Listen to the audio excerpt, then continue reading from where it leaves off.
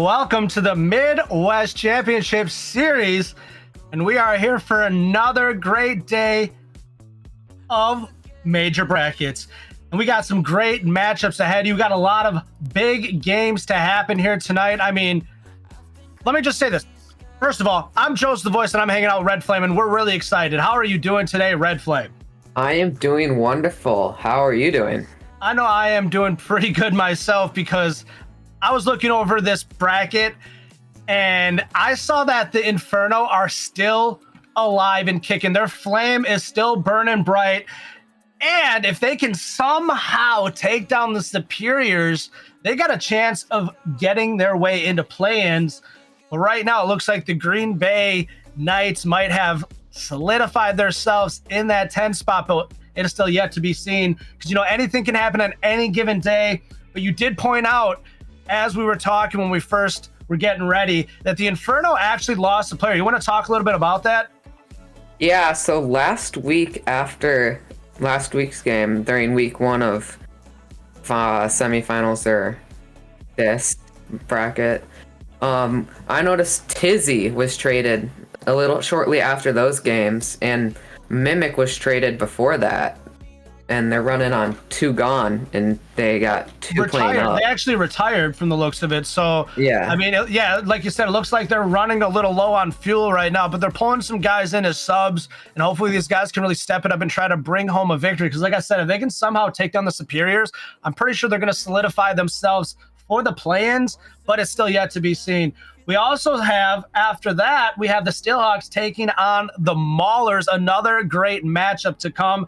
I've been rooting for the Steelhawks. I'm still rooting for the Steelhawks. I want to see them make their way towards the semifinals and hopefully make their way towards the final. But like I said, still yet to be seen. There's still a lot of Rocket League still to be played. We have the Lumberjacks taking on the Flyers. So there's a lot going on there as well.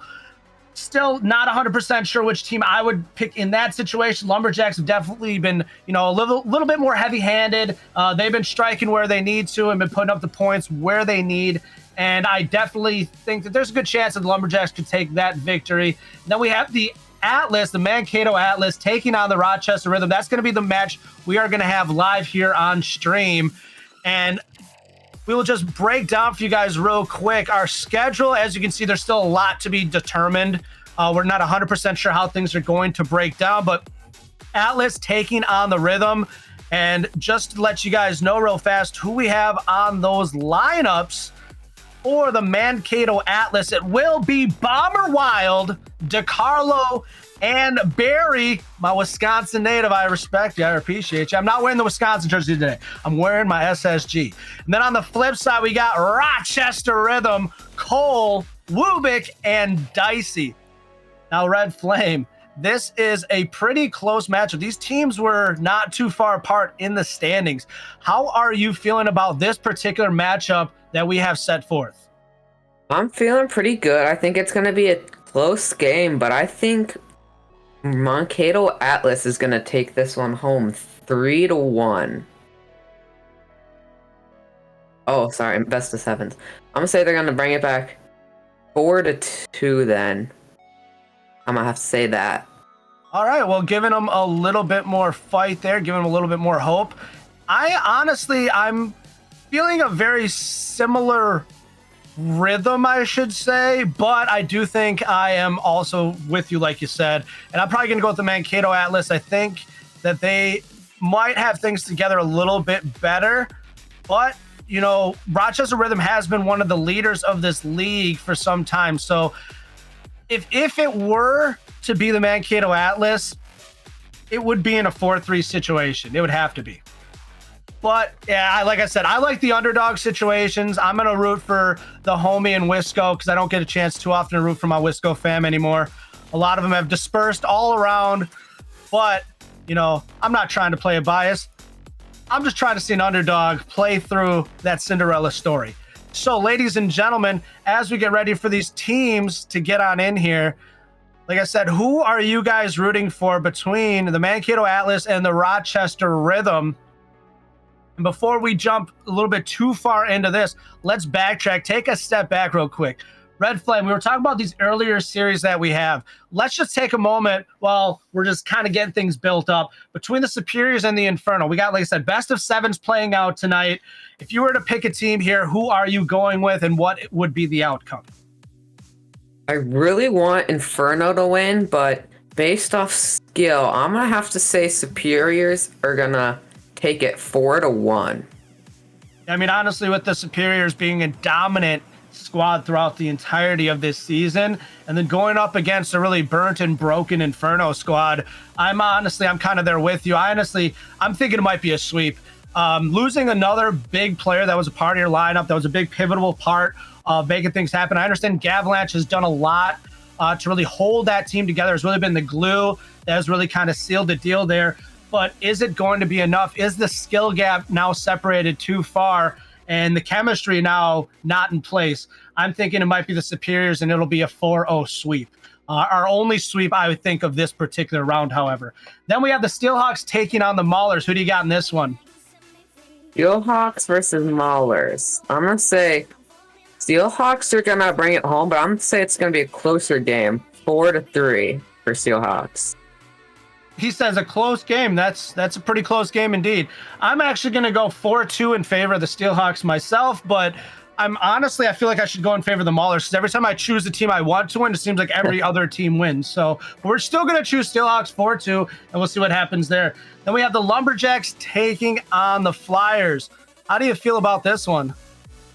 Ooh, this one might not be as close. I'm going to say Lumberjacks are going to take this one 4-2. All right.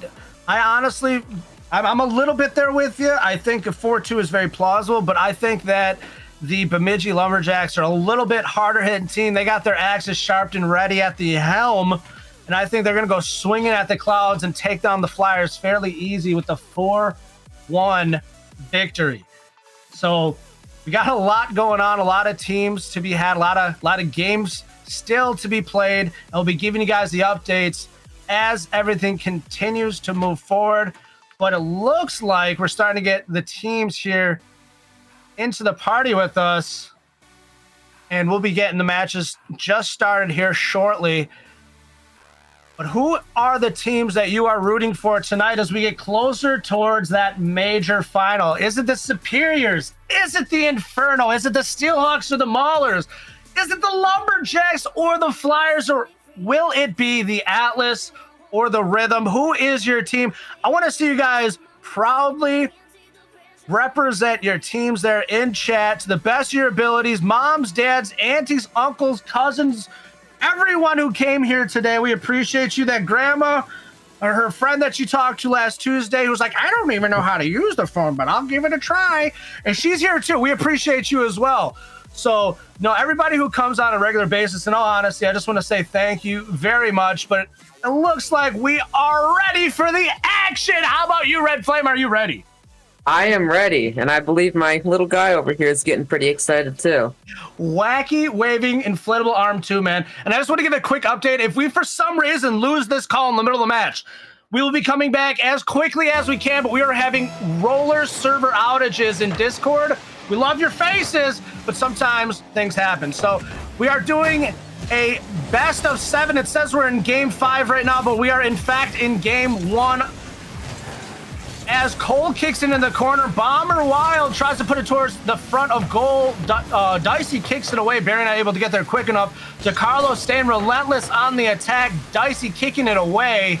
And Bomber Wild still keeping on the aggression. Tries to get something in front, but Wubik kicks it away. Up to Barry. Doesn't quite get it up. Wubik hits it under him. DeCarlo tries to carry it over. Gets demoed by Wubik.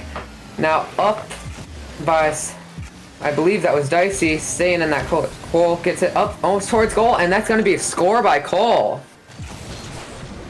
And they barely even put the sheet music down, and they already got the rhythm flowing as Cole puts one in the back, and that sneaks it past the defenders, and the Atlas are beginning to see the water treading at their feet. Yep, a good start by Sorry, my head. Sorry, I forgot what teams are. Oh my, it's the Mankato Atlas and the Rochester Rhythm. As the Rhythm are taking hold of it, they're pushing towards the sidewall. Cole grabs it up, kicks it across. He's in position, but can't get back to it. DiCarlo now grabs it up, puts it over to Bomber Wild, who gets met by Wubik. It's now left in the corner for Barry, trying to get something to get it out of there. Dicey gets right in his face. It's still in the corner as they get a shot on goal, and Cole is 2 for 2. He is hot starting it out. Good job by Cole for Rochester, getting good scores just over Bomber that time. Now going into 3 minutes 45 seconds left in match 1. Still got 6 more after this. Dicey hits it up towards Mankato's side, keeping it there, and now Barry goes up for it, hits it to wall. Dicey doesn't quite hit it, goes over to Rhythm's side. Now, looks like Cole is going to fight over it with DiCarlo up. Everybody misses that one. Barry hits it, just bounces under the T-bar on top. Now, Dicey gets it up. DiCarlo hits it, goes a little too high. Barry up off the roof into Cole. Down to Wubik, which looks like it might be a free goal, but just a little bit to the right on that one. For a second there, I thought we were watching Little League T-ball because I saw so many swing and a misses. It was crazy. As we are looking for someone from the Atlas side to get something going. They were so close yet so far on their last attack. But we'll see what happens here as the Rhythm are still just keeping the pedal to the metal and just trying to put the Atlas back into a corner as Barry just gets it narrowly out, pushes it down to DiCarlo, pushes it right back up. Barry's now going to grab hold or not. Looks like he misses it. Bomber Wild puts it back into the corner once again. I swear, this is their favorite corner of this series so far. They have spent so much time in it. It's the Rhythm's back left corner, as now we're on the opposite side of the field. The Rhythm trying to get another one going. Barry kicks it away. Wubik was so close, but not able to get there. Dicey trying to get something going, doesn't have enough in the tank. Bomber Wild meets Cole at the 50 with the 50, and it's stagnant as DiCarlo tries to get it back on goal and just cannot get something. Poor Atlas rolling right now. Rhythm just keep on putting the pedal to the metal. They are forcing hard and making sure the Atlas are not able to grasp anything right now. Hits it up to corner on Rochester's side. DiCarlo hitting it up, trying to get it to Bomber. Bomber hits it a little too high, going to Barry, shoots it to Cole, and Bomber hits it to the side wall. Carlo bringing it to the corner. Looks like Dicey hits it up over Bomber. DiCarlo's going to go and hit it up. Now it's going to stay flying. Barry gets it to the sidewall. Now DiCarlo hits it corner. Wubik hits it into DiCarlo, right behind Cole. Now Barry steals it from Dicey and gets the goal. Barry with a nice quick turnaround there. He knew what he needed to do. Dicey kind of just missed it, pushing into the corner there. And Barry able to capitalize. Good 1-2 play there by Barry. Let's see if they can do it again and bring it right back. They still got 1 minute and 11 seconds remaining on the clock as Bomber Wild pushes it back to Barry, puts it off the sidewall, goes up, but Dicey grabs hold of it and slows down that attack. DiCarlo bringing it to goal. Wubik hits it out and towards the wall. Now it's going in the corner. Bomber Wild hits it side. Barry now hits it up to Dicey. Falls down to DiCarlo. Hits it over towards goal. It's going to be a little too high though. Now back to Cole, who hits it to DiCarlo. Dicey saves it. Corner. Now it looks like Bomber is going to take that one from Dicey. Hits it in the corner. Goes to Cole. Barry now fights over it. DiCarlo almost gets it too high. Now Cole steals it from Bomber up to Wubik, which is going to get it to almost to goal, but looks like Barry's going to hit that one out, and DiCarlo's going to start to bring it towards Rochester's side. Still in a favorable position. They almost had the opportunity there. Kicked just wide, and now Bomber Wild tried again. Wubik kicks it away. It's back in front of goal once again. DiCarlo pushes it into the corner. Wubik now grabs it, just drives it away as time looks to expire. Barry tries to keep it alive there in the corner, gets demoed by Wubik, and it looks like we are going to have time ending there. Rhythm taking game 1 in this best of 7 series. Definitely the type of attack we expected to see from the Rhythm. Let's see if the Atlas can turn around and make something happen. They had a total of 15 shots, but unable to capitalize the way that they needed. So they definitely were heavy on the attack, just not able to hit the back of net like they needed to. Rhythm only taking 4 shots. Cole getting 2 early goals and able just to hold out from there. They got a lot of nice demos. They were separating the field the way that they needed to. We're going to see what the Atlas, I mean, they need to do a little bit of change up here, primarily hitting the back of net. Red Flame, how are you feeling about that first match? Feeling pretty good. It was a close game. Rhythm just came out with a good fast start and were able to keep their defense up going into the later half. Only let 1 goal through, and this is just how it's going to be. They keep that up and get 4 wins. They're going to take home first series. Absolutely. We'll see what happens here in game 2 as the Rhythm are already looking like they are in form coming into game 1. Do the minimal and get the maximum result. They're making it happen. But on the other hand, you had Atlas making the maximum effort and getting minimal results. So let's see if they can turn that around. A tale of 2 stories, but only one will prevail. Yep, like high risk, high reward, no risk, no reward. Looks like Mankato Atlas is going to take a good risk, and hopefully they'll get the reward they're looking for. But it is staying on Rhythm's side. Looking good for Mankato, but DiCarlo's going to hit it up, keep it on the side to Wubik, which is going to get demoed by DiCarlo. Up to Bomber. Almost, and it is in goal by Bomber. Such a beautiful team execution there. DiCarlo with the demo, pushes it up to Bomber. Wild gets a second tap on it and puts it top shelf just past the defender. That's one of the nicer goals that you'll see here in MCS. Definitely something you want to see continuously happen for the Atlas right now. If you want to see them back in this series quickly, let's see if they can get that same tone going that the Rhythm had there in game 1. Get 2 early goals and just kind of hold it down. Will the Rhythm come back ever so quickly? Wubik, my goodness, a nice opportunity, but poor execution. Now Dicey's going to steal it from DiCarlo. Wubik hits it up.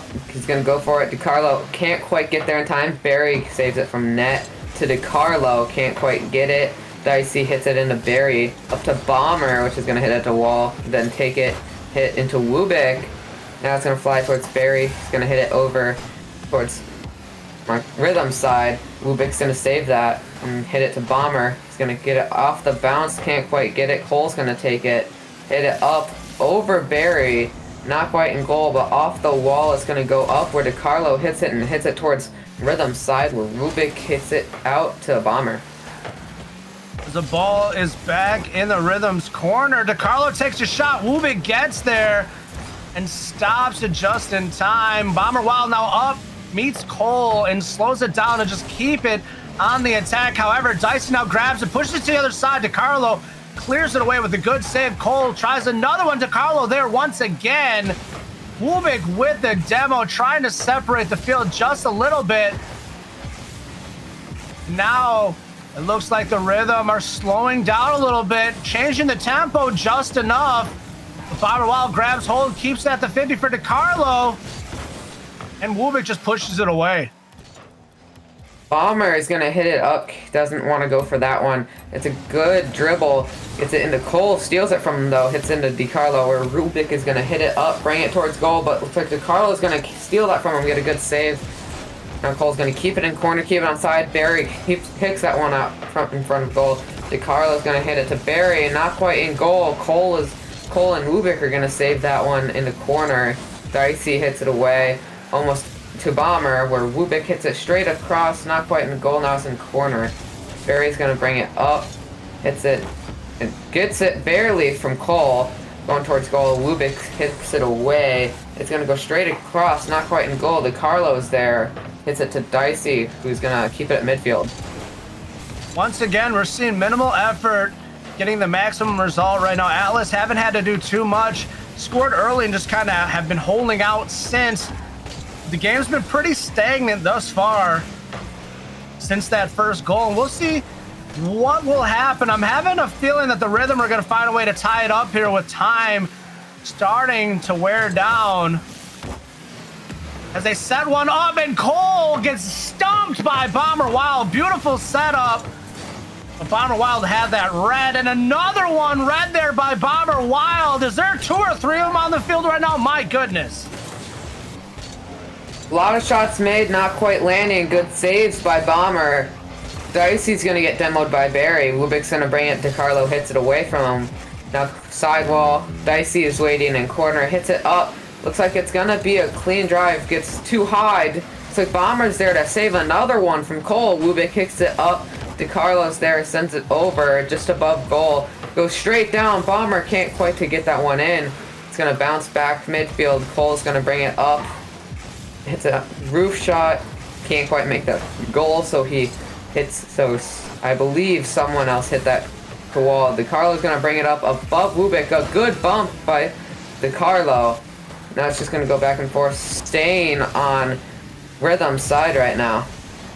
Atlas looking to put up a wall here for the last 20 seconds, and I told you so! Ladies and gentlemen, the Rhythm would find a way to sneak one in there with time expiring, and we are near that point, and there we go. They are doing just that, and you are looking towards a potential overtime.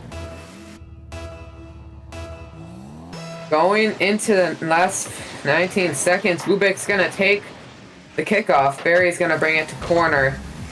Gets it over Dicey to Cole, who's gonna get demoed by Bomber Wild. DeCarlo hits it just above goal.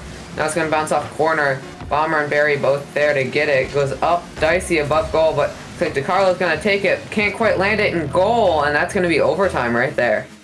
Our first overtime of the night. The Rhythm able to sneak one in. Now it comes down to pure execution. First one to score. And I'm telling you right now, even though the Atlas came out early and scored, I think the momentum right now is definitely in the Rhythm's favors. Barry gets a beautiful demo there on Dicey. Let's see if the Atlas can get some going here on this turnaround. Dicey puts it off the sidewall. Barry's there. Barry puts it down, and Cole with the save. DeCarlo tries to put it back, and Cole with another save. DeCarlo shooting it up. Looks like Dicey's gonna get that save. Corner. Barry hits it over him. Wubik gets that from Barry. Up to Bomber. Just gonna be above goal. It's gonna go down to Cole, who's gonna hit it over to DeCarlo. Barry's gonna be there to take it. Now to Bomber, who's gonna hit it off wall. Goes up to Dicey.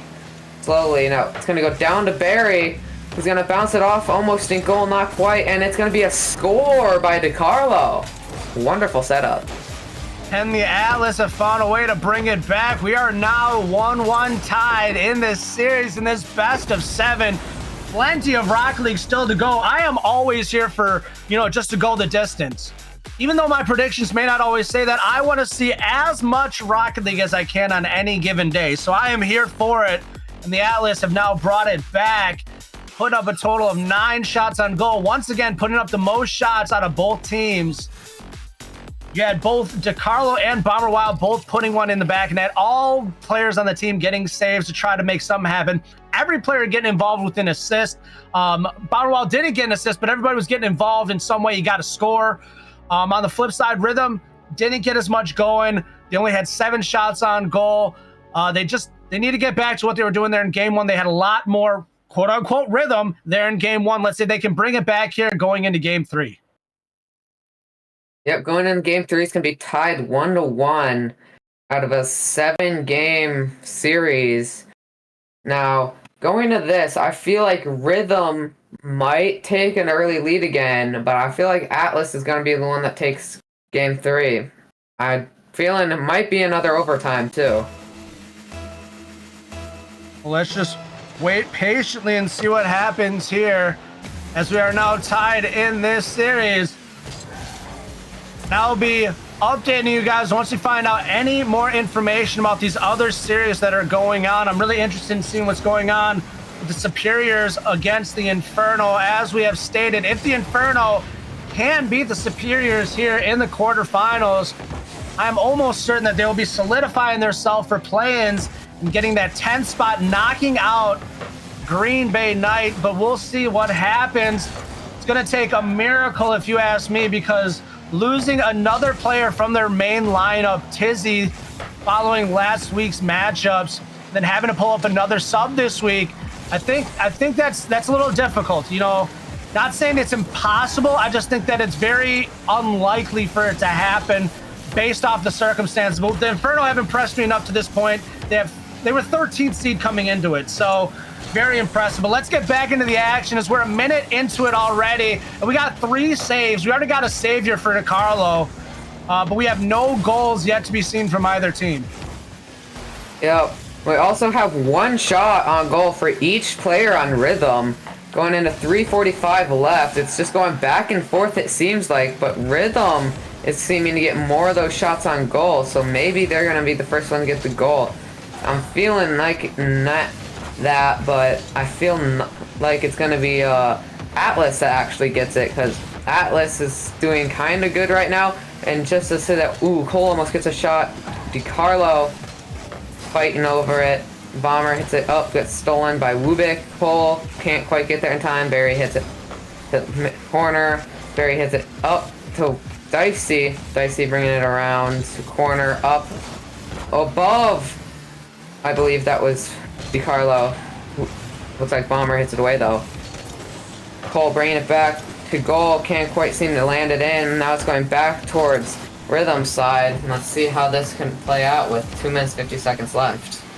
Wubik pushes it over to Cole. Cole grabs it up top, gets it past DiCarlo. DiCarlo barely gets a tap on it, puts it towards the sidewall. Now Barry is going to go up, try to do something with it. Cole meets him at that 50 mark, and Bomber Wild clears it away from the goal. Now Wubik's going to grab it, try to put something over for his teammate. DiCarlo forces it away, and now Cole is going up, but Bomber Wild is already up for the Atlas. DiCarlo's going to try to get something in front of goal. Bomber Wild gets a shot, but wasn't enough on it. You got to get a little more oomph on it if you want to see it hit the back of net. Yep, Cole hitting it up over to Carlo. Barry gets it from goal, hits it again, putting it in corner. Following it up, trying to get it past Cole. Cole stops it. Bomber comes back around, can't quite get it. Dicey hits it up. Cole to Barry, who hits it 12. Now Wubik bringing it around a corner, up, and now Barry and DiCarlo are both gonna hit that over to goal. Dicey hits that out, and Barry gets a goal.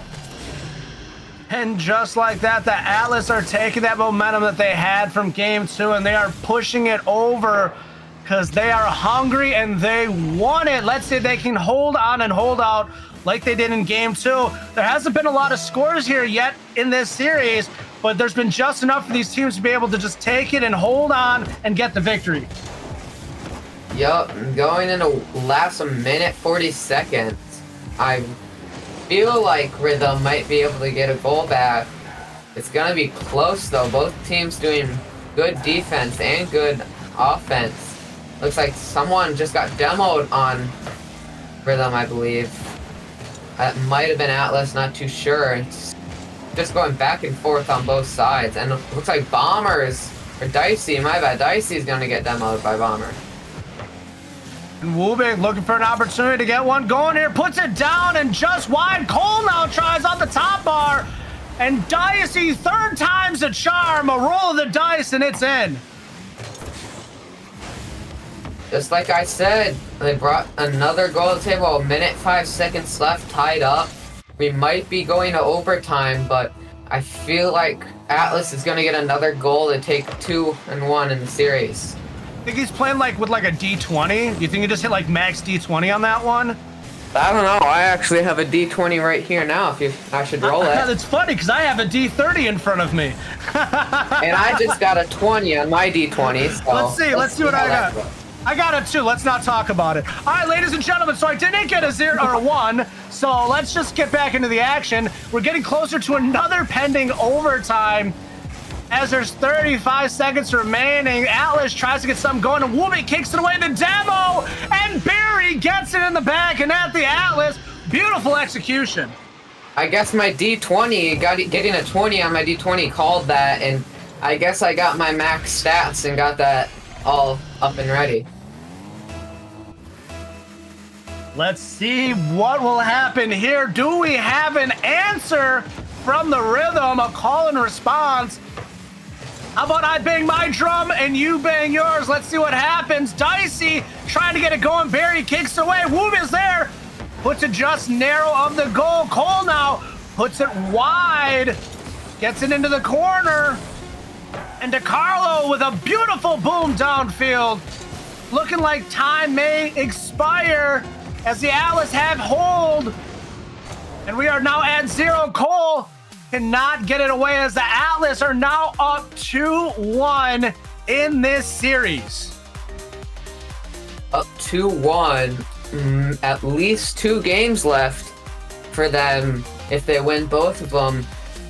Rhythm wanting to tie it up 2-2. Let's see if they can do it going into match 4 out of 7 today. All these matches are going to be out of 7.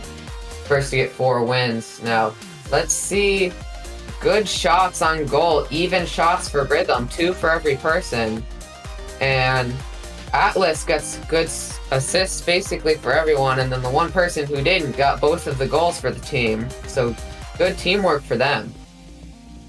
Absolutely. And we're hoping that that can continue to play out moving forward.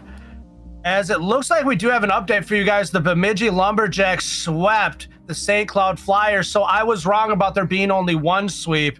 But we do have, I mean, I can't say I'm wrong just yet, but I said there would be 1 sweep here in right now. That's what I said. And I don't know if what's going on with Duluth and the Burnsville. I'm still very, very, very intrigued. Because like I said, if Burnsville can win that, it really turns things upside down a little bit. And it shows that the little man can still fight another day.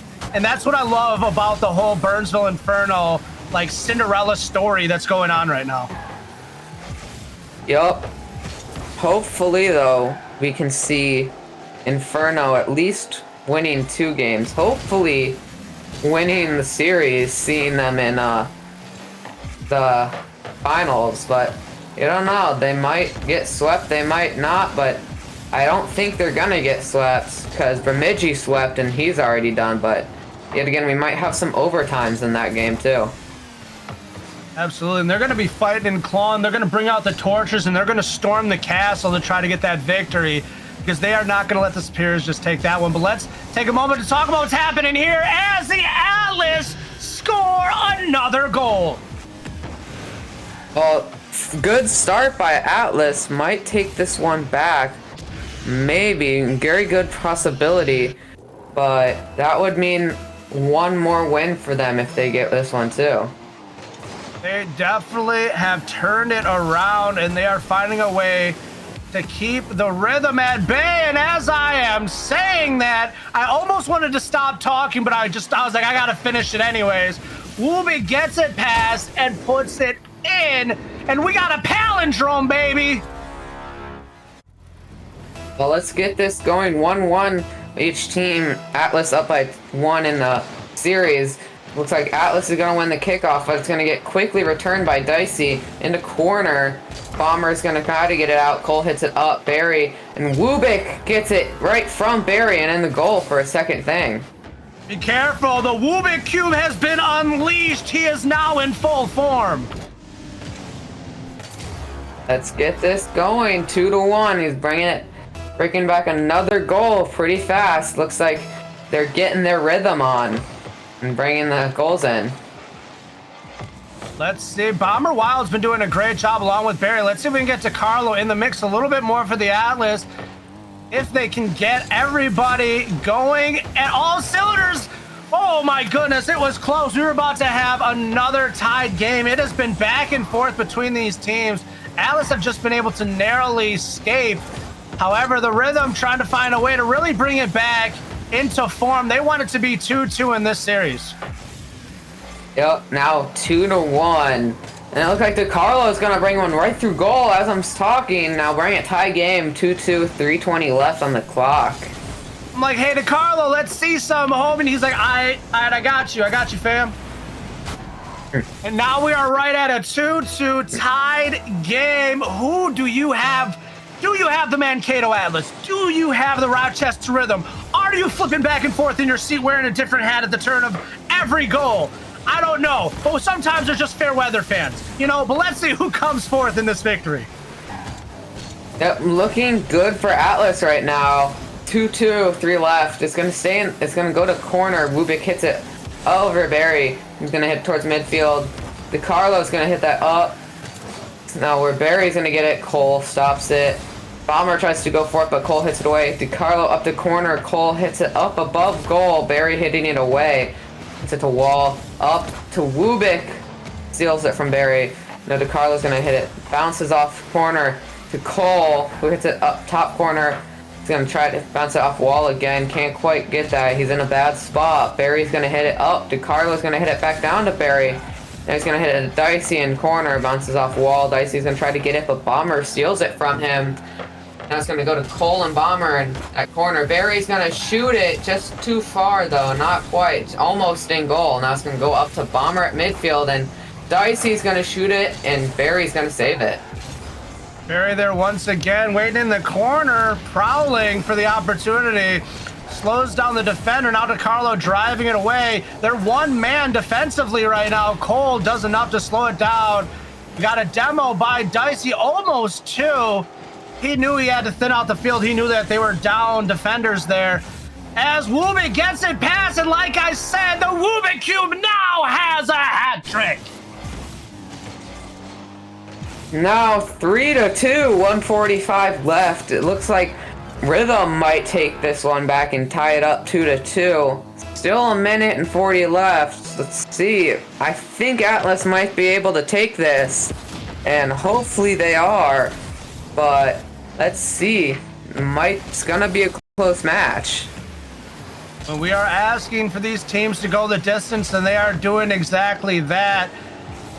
The Atlas have not been doing a too shabby job being down and finding a way to come back. They've had some pretty good tempo throughout this series thus far. They are down right now, but Wubik has just kind of came out of nowhere and has been lighting up the leaderboard right now. We'll see if he can continue to do that, or will the Atlas find a way to come back. DiCarlo tries for an extra tap but misses. Dicey in the corner. Bomber steals it from him. Past Cole. Wubik gets a save though. Up to DiCarlo. Hits it up. Stops it from going farther.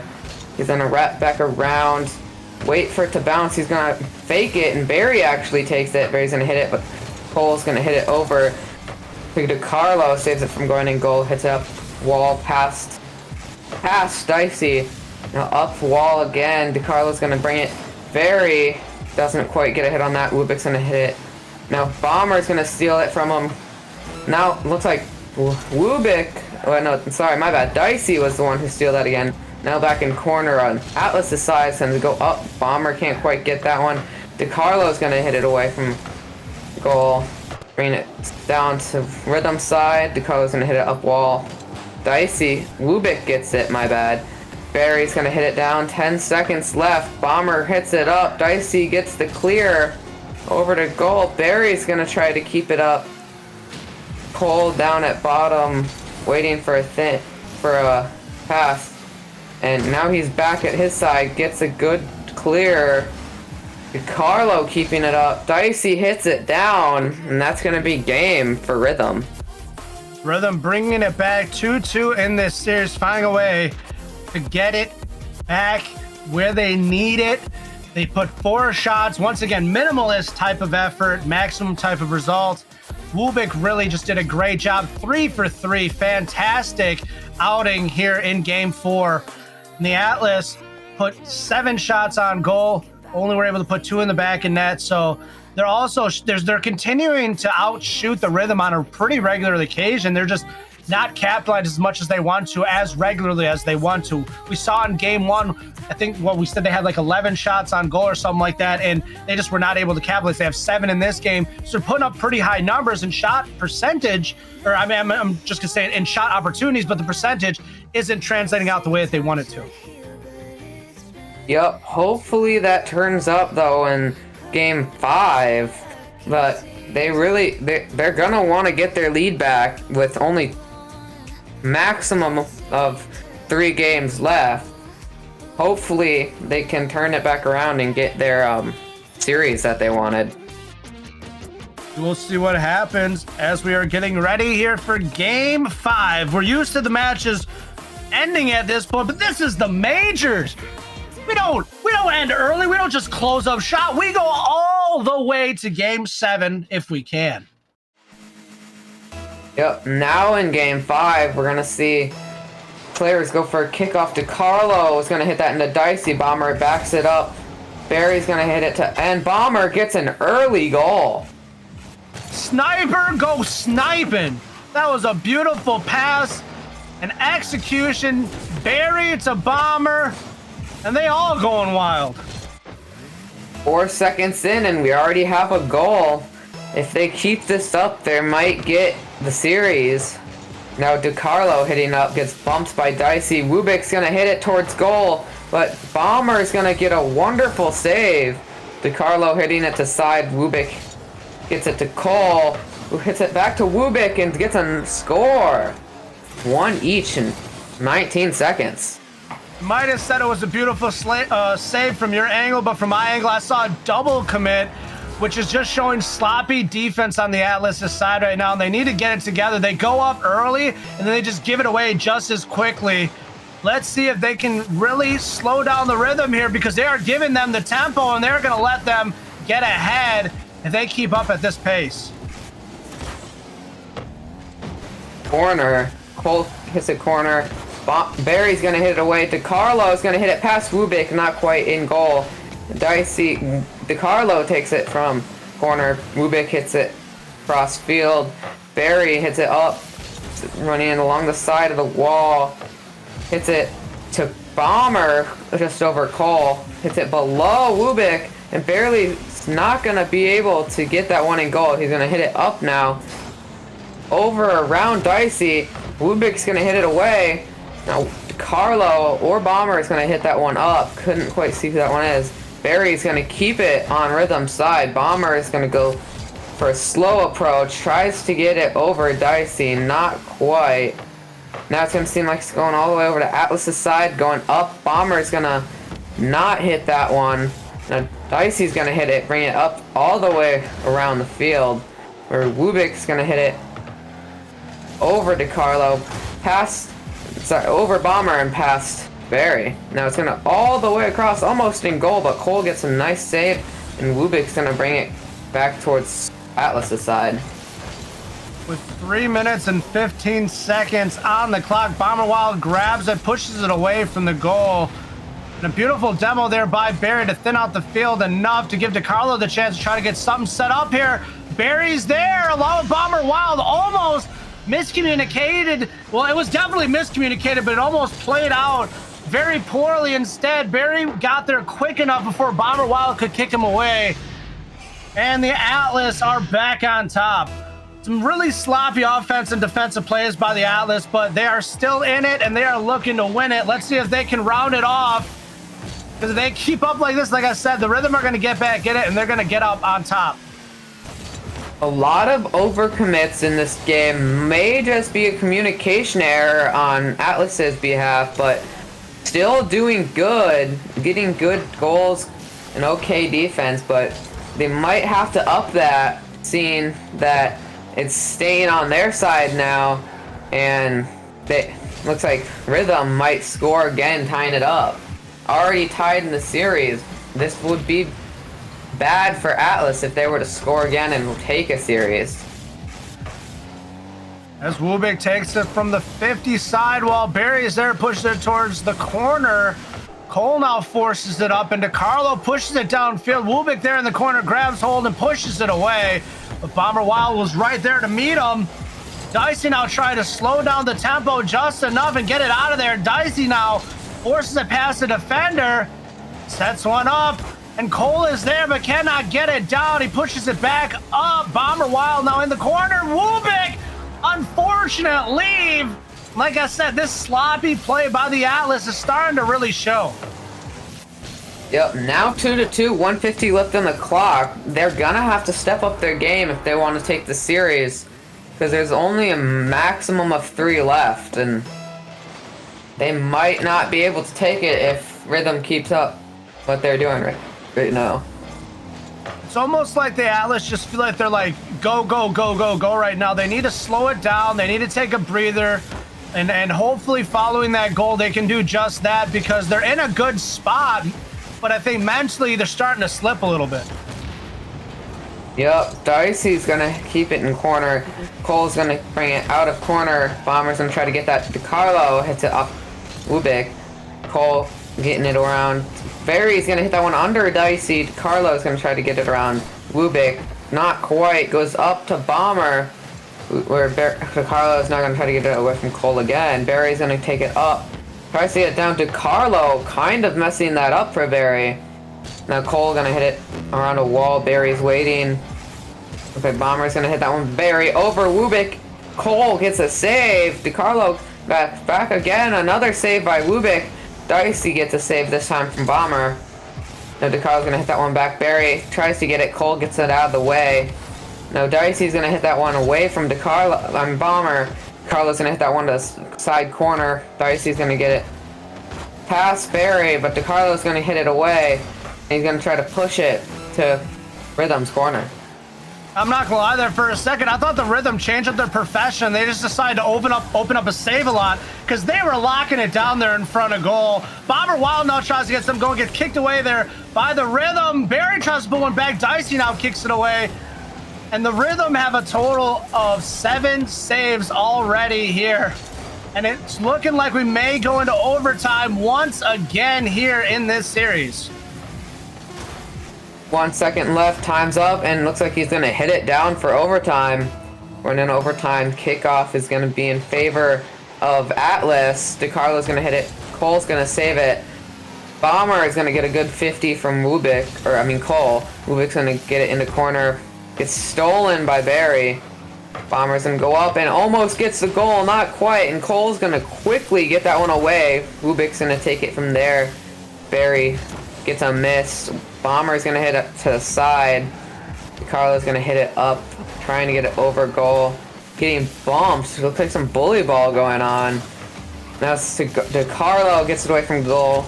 Cole gets it back, stops it. Bomber tries to get that out. Seems like he does. Barry now. Cole going around. Bomber gets that back. Wubik hits it in the corner, bounces far. Cole's gonna hit that one over to Atlas's corner now. Now Barry grabs hold, tries to push it towards the sidewall. Woob was right there to grab it right back though, however. DeCarlo tries to get it past Dicey, but he gets met and gets pushed down and away. Cole booms it downfield just wide of the goal. Bomber now gets a nice tap on it. And it is going in the direction that the Rhythm don't want. DeCarlo tries to thin it out a little bit, but doesn't get the hit he needs. Barry tries to get some. Dicey meets him there and pushes it away. Now they're back in the defensive. Can the Atlas get something going here? 1:20 has already ran up the clock. Something's got to give. Gonna be a long overtime this time. Bomber gets it midfield, keeps it side. Wubik fights for it over to Carlo. Carlo's gonna bring it around. Barry's gonna take it. Now Barry's gonna hit it down. Almost goal, gets saved. Now Dicey's gonna bring it around. Bomber gets it there to steal it. Wubik hits it across. Dicey tries to get there and can't quite jump high enough. Now Cole steals it from DeCarlo up. Barry hits it out. Dicey doesn't want to go that high. Bomber gets it out to corner. Now Wubik's gonna hit it. Not past DeCarlo, but he does demo DeCarlo. Putting one less man down. Cole's gonna hit it corner. Carlo just spawns in. He's already lying down in that corner.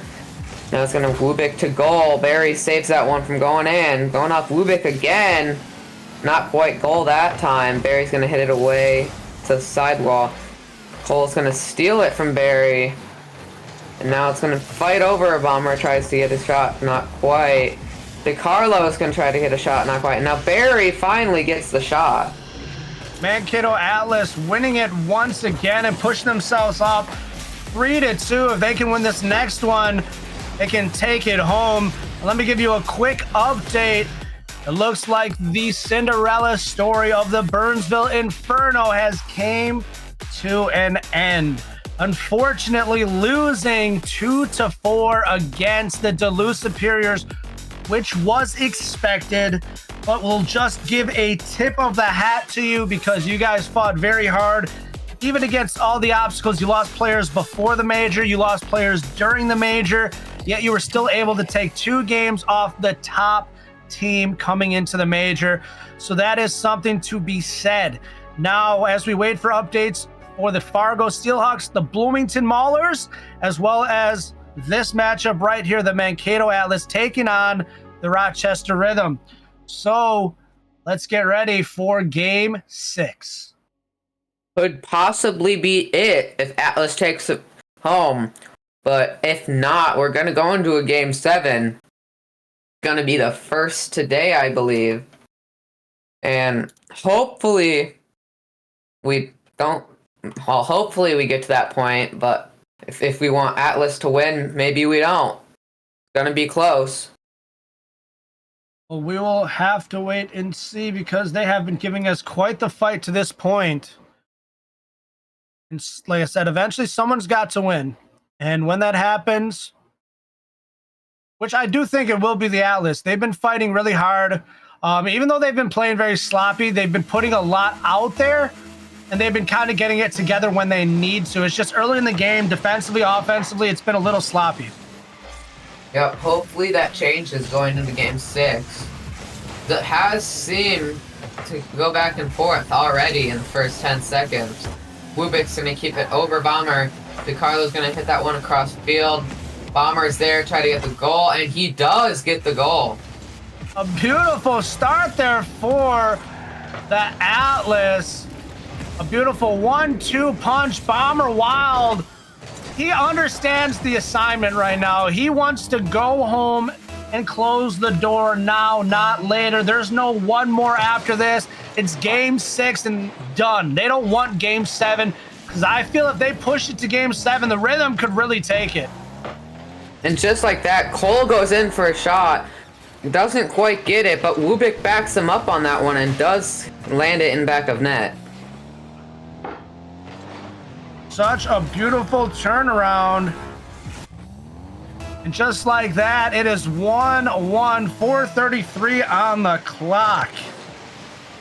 Yep, now that seems like Rhythm wants it to be even as long as possible until those last few seconds where they can maybe steal another goal, but it looks like Barry's gonna land that one in back of net with DeCarlo assisting. Barry is loading up, and he is looking smooth. My goodness. As now the Atlas are up 2-1, 4:22, and quite the turnaround. Atlas are really just wanting to take it home. They are not going to fall down easy. DeCarlo hitting it to Bomber, hits it to corner. Dicey hits it up past Bomber. Barry is going to hit it to corner again. Oh, to Cole. DeCarlo demos Cole. Dicey's going to hit it above Barry, past Barry, and just above Bomber. Barry's going to quickly come back and get that one out of corner. Cole's going to hit it towards goal, but Bomber is there. Stops it. Bomber's going to fight Wubik over it. Wubik's going to win that fight. He's going to win the fight with Barry almost, too. Barry hits it into Dicey. Cole's going to bring it back to corner. Bomber's going to hit it away. And Barry's going to be there, not quite in the goal, but going to be close. Cole's going to hit it away. Now Bomber is going to keep it in the corner. Going back up. He accidentally hits it out. DeCarlo hitting it past Wubik and keeping it on Rhythm's side. Barry trying to get it past, but met by Cole. Now Woob is up top. Wubik trying to get something going there. Gets pushed down. Now Dicey's turn to try to get something going. Has nothing left in the tank. Barry meets him. Forces it over. Bomber Wild is there once again. Can he get the extra? He cannot. However, Barry is there, and Barry puts it in. 3 minutes left and up by 2. Looking very good for Mankato Atlas right now. Hope if they keep this up, they will be taking the series 4-2. But Rhythm may or may not take that away from them, still being 3 minutes left. Absolutely. Plenty of time on the clock, and the Rhythm are a top contender. They are known for coming back when you expect them to be down and out. However, right now, the Mankato Atlas have been definitely looking a lot sharper than they have in games past, seeming to definitely tighten it up a lot more. Beautiful demo there. DeCarlo now puts it over towards Barry. Beautiful little fake and pass there. And the Atlas have really started to figure it out. Yep, now up by 3, 2:30 left.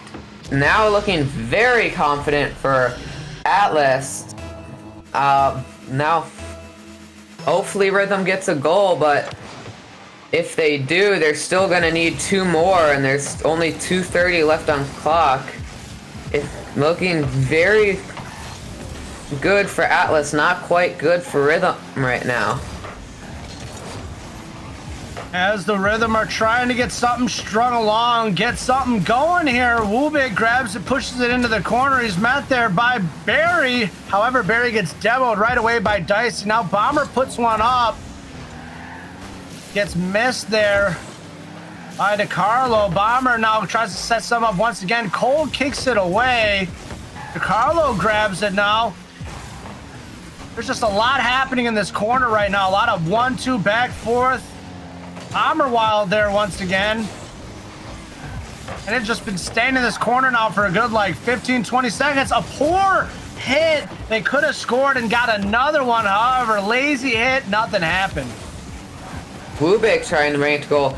Quickly gonna turn around. DeCarlo bringing it very far. Gets stolen though. Now Dicey hitting it to Cole. Gonna hit it almost over Barry. Barry does hit it over. Now Bomber's gonna go for it over Wubik.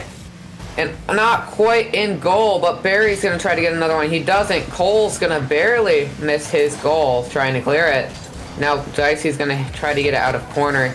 He does by hitting it into Barry. Bomber's gonna stop it, get it past Cole. Wubik's gonna hit it up the sidewall. Dicey's gonna be there, bringing it up to right past DeCarlo. Barry's gonna hit it back to corner again. That's where it's gonna lie for a couple seconds. And now Bomber's gonna try to shoot, and it just barely misses. Carlo pushes it back to Barry. DeCarlo's still there from Barry's pass. Tries to get something going, but cannot get back to it. Cole now pushes towards the sidewall. Bomber Wild has it. Pushes it out towards Barry. Another pass set up by the Atlas. And Dicey has enough to get it away. Oh, looks like Cole's gonna get demoed by Bomber Wild. Now Bomber's gonna keep it in corner. Gets quickly stolen by Dicey. Now Barry's gonna trick Dicey, and it's gonna go right over him. Now Cole hits it almost to Wubik. Cole's gonna keep it in corner. 10 seconds left. DeCarlo hits it out. And now 4 seconds left. It's gonna stay on Rhythm's side. 1 second left. Looks like Cole's gonna want to keep that one in the air. Can't quite get it to goal. Barry, Dicey. Barry hits it down for the game and series for Atlas. Mankato Atlas push themselves forward. Remember, these teams are not completely done just yet. There's still many more games still to be had. This is only the beginning, as this is just the quarterfinals. We still have the semifinals and many more still to go. So as the Atlas take that one 4-2 in the series, you see there the Mankato Atlas had a total of 11 shots on goal. The comparison of only 5 shots on goal. You know, they did that throughout the entirety of this series. They just continued, just keep on throwing it at the net and hoping that it sticks, hoping that it lands. And it worked for the Atlas. Even though they had some, like I said, some sloppy moments offensively and defensively, if they tighten that up as they continue to play throughout tonight, I definitely think that they can continue to put themselves in a position where they will put themselves on top, and they could potentially take the entirety, put themselves in the finals, and really just taking it all home.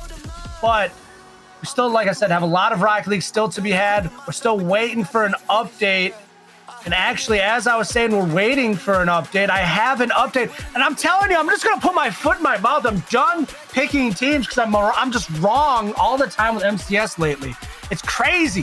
First, I was like, all right, Burnsville Inferno, they lose to Duluth. Honestly, I didn't think that was going to happen. But then you got Bloomington Maulers just took down the Fargo Steelhawks 4-3. My goodness, I can't say I'm mad. I'm not mad. Like, I'm happy because you got some good contenders out here. Just not the teams that I want to see right now. So we're going to have the Duluth Superiors taking on the Bloomington Maulers, and then the Bemidji Lumberjacks taking on the Mankato Atlas. So You got a 1 and 5 seed, a 2 and 3 seed. So we still got some lower seeded teams still trying to fight their way towards the finals. But, you know, there's, like I said, there's still a lot to be had, a lot of games still to be played. But I want you guys to just take a moment. We're going to take a break here. And I want you guys to go get a drink, go use the bathroom. I know I got to go use the bathroom. So I hope you guys stick around because there's still many, many more Rocket League games still to be had. We are doing best of 7s throughout the night. Remember, I'm Joseph the Voice, and we are hanging out with Red Flame, and we'll be back just shortly.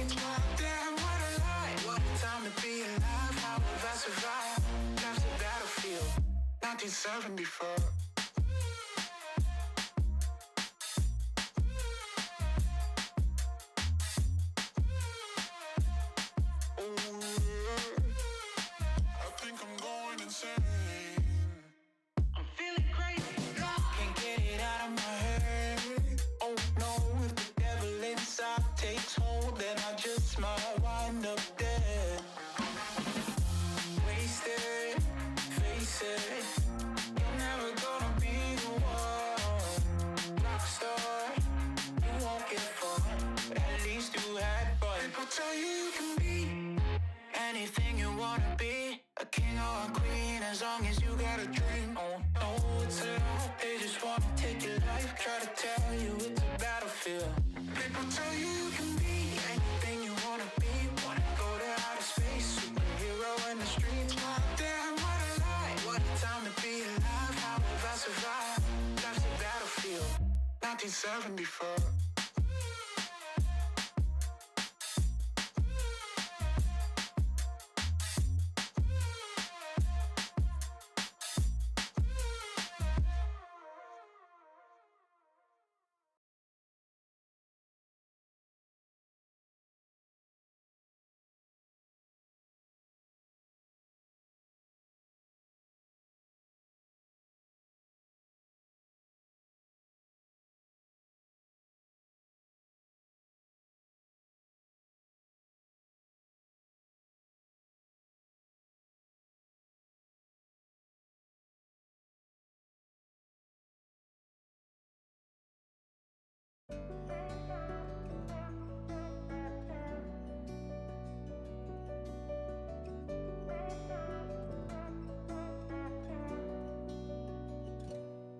Me and you and me was a dream at first. I got lost in your world, in your universe. I never thought our love would ever end. I messed up, made it worse, pushed you away. All that fighting and pain till you left one day. Wish I could take back all those things I said. I can't deny that I miss you, and I know that you miss me too. So let's get over our issues and go back to me plus you.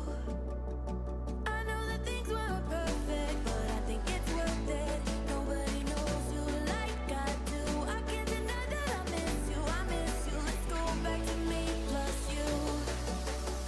I can't deny that I miss you, and I know that you miss me too. So let's get over our issues and go back to me plus you. I know that things weren't perfect, but I think it's worth it. Nobody knows you like I do. I can't deny that I miss you, I miss you. Let's go back to me plus you. I'm a mess, I'm a wreck when I see your face, and I know that you're feeling exactly the same. Let's stop pretending we should stay apart. Try to meet someone new, but they can't compare. And I know that I'm being a bit unfair, but you're the only one that's in my heart. I can't deny that I miss you, and I know that you miss me too. So let's get over our issues and go back to me plus you. I know that things weren't perfect, but I think it's worth it. Nobody knows you like I do. I can't deny that I miss you, I miss you. Let's go back to me plus you. I can't deny that I miss you, and I know that you miss me too.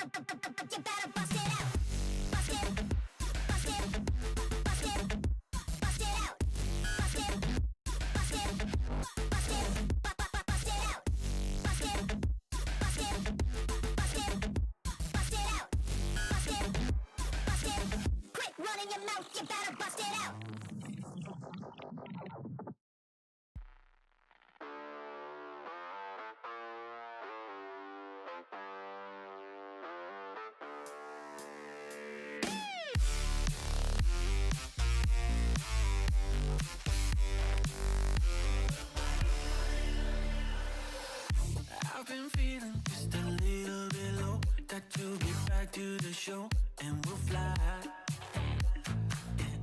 You don't have to feel like you're on your own. No one should have to dance alone, not tonight. You and me, we're gonna write a little history. You and me, just show me love and then you'll see. Memories that we make, they are never gonna fade for a lifetime. We don't give no shit if you wanna hide away. We just have to try to play second drills up in the memory bank.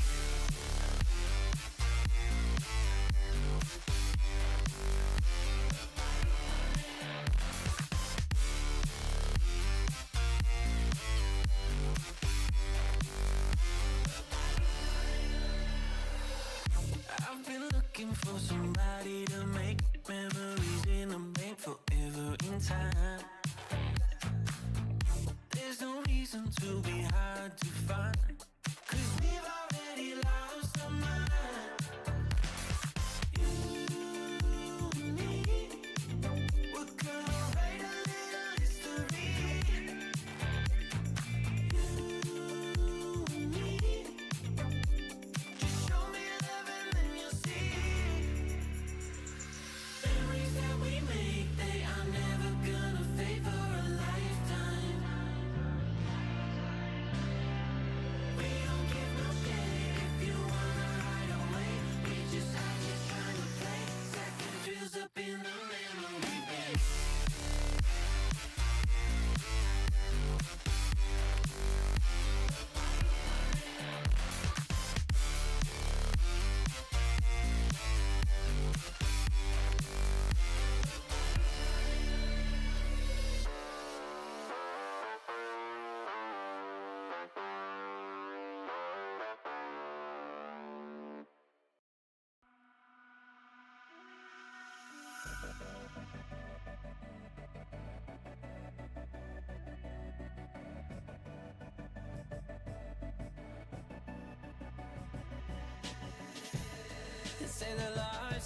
To be holding this tight.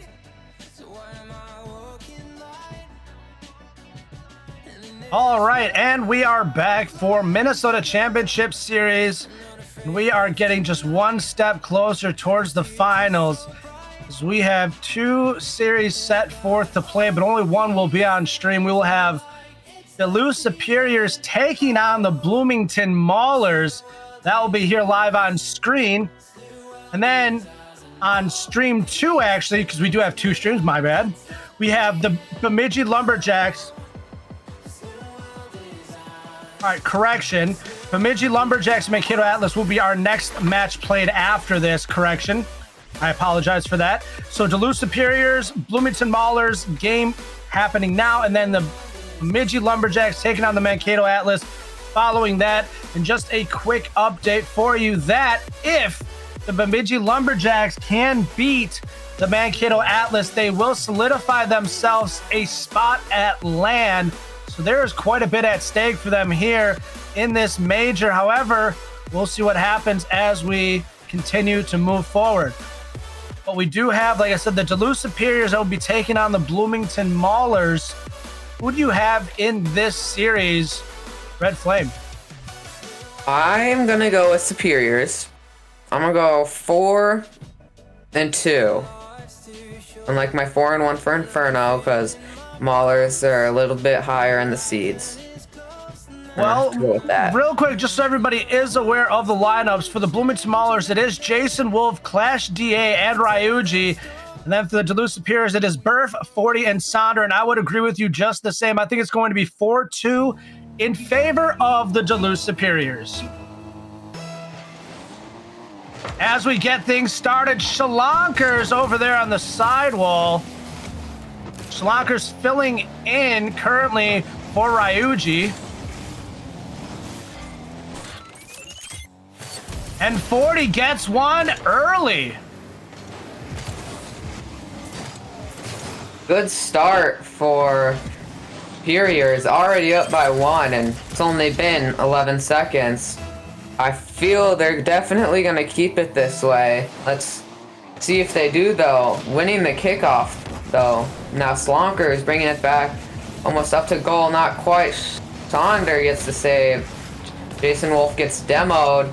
Almost in goal. Clash DA now gets saves. 40. They're going to get it out. Gets bumped by Clash. Jason Wolf tries to get it. Not quite. Slonkers gets it up top. Tries to get it, but Sonder is there to save it again. Sonder with lots of good saves today. Burf just tries to get past the defender. Jason Wolf, however, jumps all over that opportunity. Schlonker's now trying to slow it down. Pushes it over towards Clash. Just past Clash, I should say. Jason Wolf now tries to get a shot. 40 with the save. Now 40 over in the far side corner now. Tries to get some going offensively. Burf is there and puts it in. And the Superiors are doing what they do best, and they are up 2-0. Good start for Superiors yet again. There's 1:58 left. Let's see if the Maulers can get this one back together.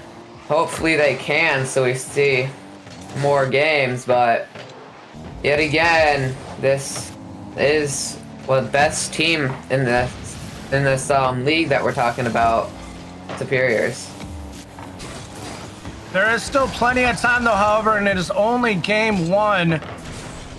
We've seen other teams that were considered top teams fall as well. We just saw the Rochester Rhythm get taken down by the Mankato Atlas, and Rochester was a top contender coming in to this major. And now Clash gets one just past, and 40 able to get there and kick it away. Now Slonker is bringing it to goal. Sonder hits it out. Burf hits it away from Clash. Jason Wolf hits it up. Slonkers is trying to get it there. Gets demoed by 40.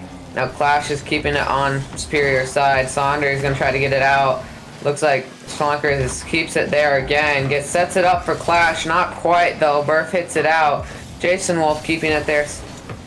Almost to Clash. Not quite. Slonkers is going to get that from Burf and or 40, not quite sure. Jason Wolf getting it down. Clash tries to get it in. Yet again, Sonder with a wonderful save. Now Slonker is bringing it back to go once again. Jason Wolf tries to get it in. Burf gets a save this time. Flash J hitting it up. 40 there to keep it over goal. And now he's going to bring it to Jason Wolf, who's waiting in corner. I just want to point out how great of an addition Sonder has been to the Superior lineup. Barely even missed a step once they picked him up after the trade deadline. And it's just been a beautiful, beautiful transition into the team, making things happen, working offensively, defensively, and making plays, and just folding into the team where they needed him to. And this Superior team, like you said, has been a superior team all around throughout the league. They have been really holding it down and really kind of getting everyone's numbers. We'll see what happens here against the Maulers, because everybody knows in Rocket League, anything can happen on any given day. And I think that's the thing I love best about it. Yep, now going back to the game, staying in the Maulers' corner. Clash finally gets it out. Burf waiting in their corner. Jason Wolf hits it in, almost in, but 40 saves it. Slonkers gets it away from Sonder. Clash tries to get it over Burf, not quite. Now to Sonder, who's gonna get it back into Jason Wolf, hits it up and hits it away from goal. Now 40 is gonna steal that one. Clash is gonna hit it backwards towards Superior's goal. Bonkers is going to keep it there now too. Burf is going to try to get away, but Jason Wolf is going to keep it there. 40 tries to get it away. He does. Up to Burf. Hits it across the map to Sonder. Flonkers is there to keep it in that corner. Almost past 40. Not quite though. Now Jason Wolf is going to be there, but Burf takes it around. Clash again, keeping it on that corner. Now it looks like Mahler's going to do a good job of keeping it there when they can. And good job of defense. But once it gets in their side, looks like the Superiors are going to do well and do good to keep it there. But Schlonkers is going to get a goal because all of Superiors were on the wrong side. And now the Maulers are finding a way to claw their way back into this one. Can they get one more before the clock hits 0 and potentially push it into overtime, or maybe even get 2 and push themselves ahead? Not 100% certain if that's possible. I mean, it's definitely, there's a possibility there, but I don't know if it's very possible right now. The way the Superiors have been playing overall here coming into game 1. Jason Wolf trying to get back defensively, and 40 now puts it up. Sonder puts it down, and my goodness, that is that team dynamic we are talking about. Sonder just folds into the team, puts it up by 40, and Sonder puts it down. A wonderful hat trick indeed that was. Now 3-1, 30 seconds left. It's going to be very hard for the Maulers to take this one into overtime. But yet again, it is best out of 7. We have at least 3 more games left. Burf bringing it downfield. Jason Wolf is there to get it away from goal. Now Sonder is going to be there to get it almost in goal. Clash is going to can it around. 40 is going to keep it up in that goal. 10 seconds left. 40 is going to try to get down. Jason Wolf hits it out from in front of their goal. Sonder hits it up out of their goal. Jason Wolf's going to try to get it there, not quite. Slonkers is going to get there. 40's not letting that happen. Clash gets it from 40. Sonder hits it away. 40's going to try to shoot goal, but that touches for game on Superior's side. The Superiors come out on top here in game 1 of this best of 7. Maulers putting up a total of 14 shots on goal. Similar to what we saw at Mankato Atlas when they were down going into game 1 in that last series. They came back and they just continued to fight and fight and fight. We'll see if the Maulers can do the same thing. Superiors had a total of 7 shots on goal. Were able to net 3.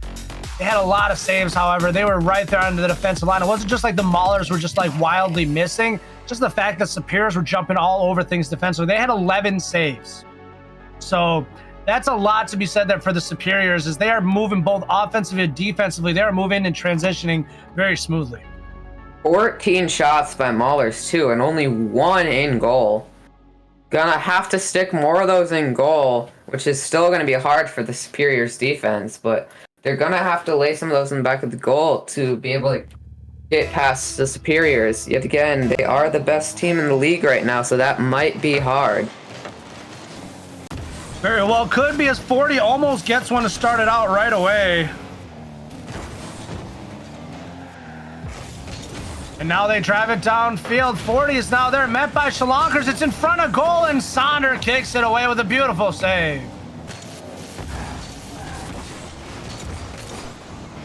out. Boom! Pass Burf, and Jason Wolf gets the Maulers up here early in game 2. It's 1-0 Maulers this time with the early goal. Now 4:30 left on the clock. All they need to do is keep this lead to win, but looks like Superior's gonna get the kickoff. Returned by Jason Wolf. Burf's gonna meet Jason Wolf on up. Now he's gonna Slonkers is gonna take that in the corner, bouncing off. It looks like Sonder just misses that. Now Jason Wolf's gonna bring it back to his own corner. Flash is waiting, hits it front, steals it from Burf. Now Jason Wolf's gonna bounce it off wall. 40 is there. He's gonna bring it to corner. Slonkers is gonna steal that from him. Now Sonder is there, and Burf is there.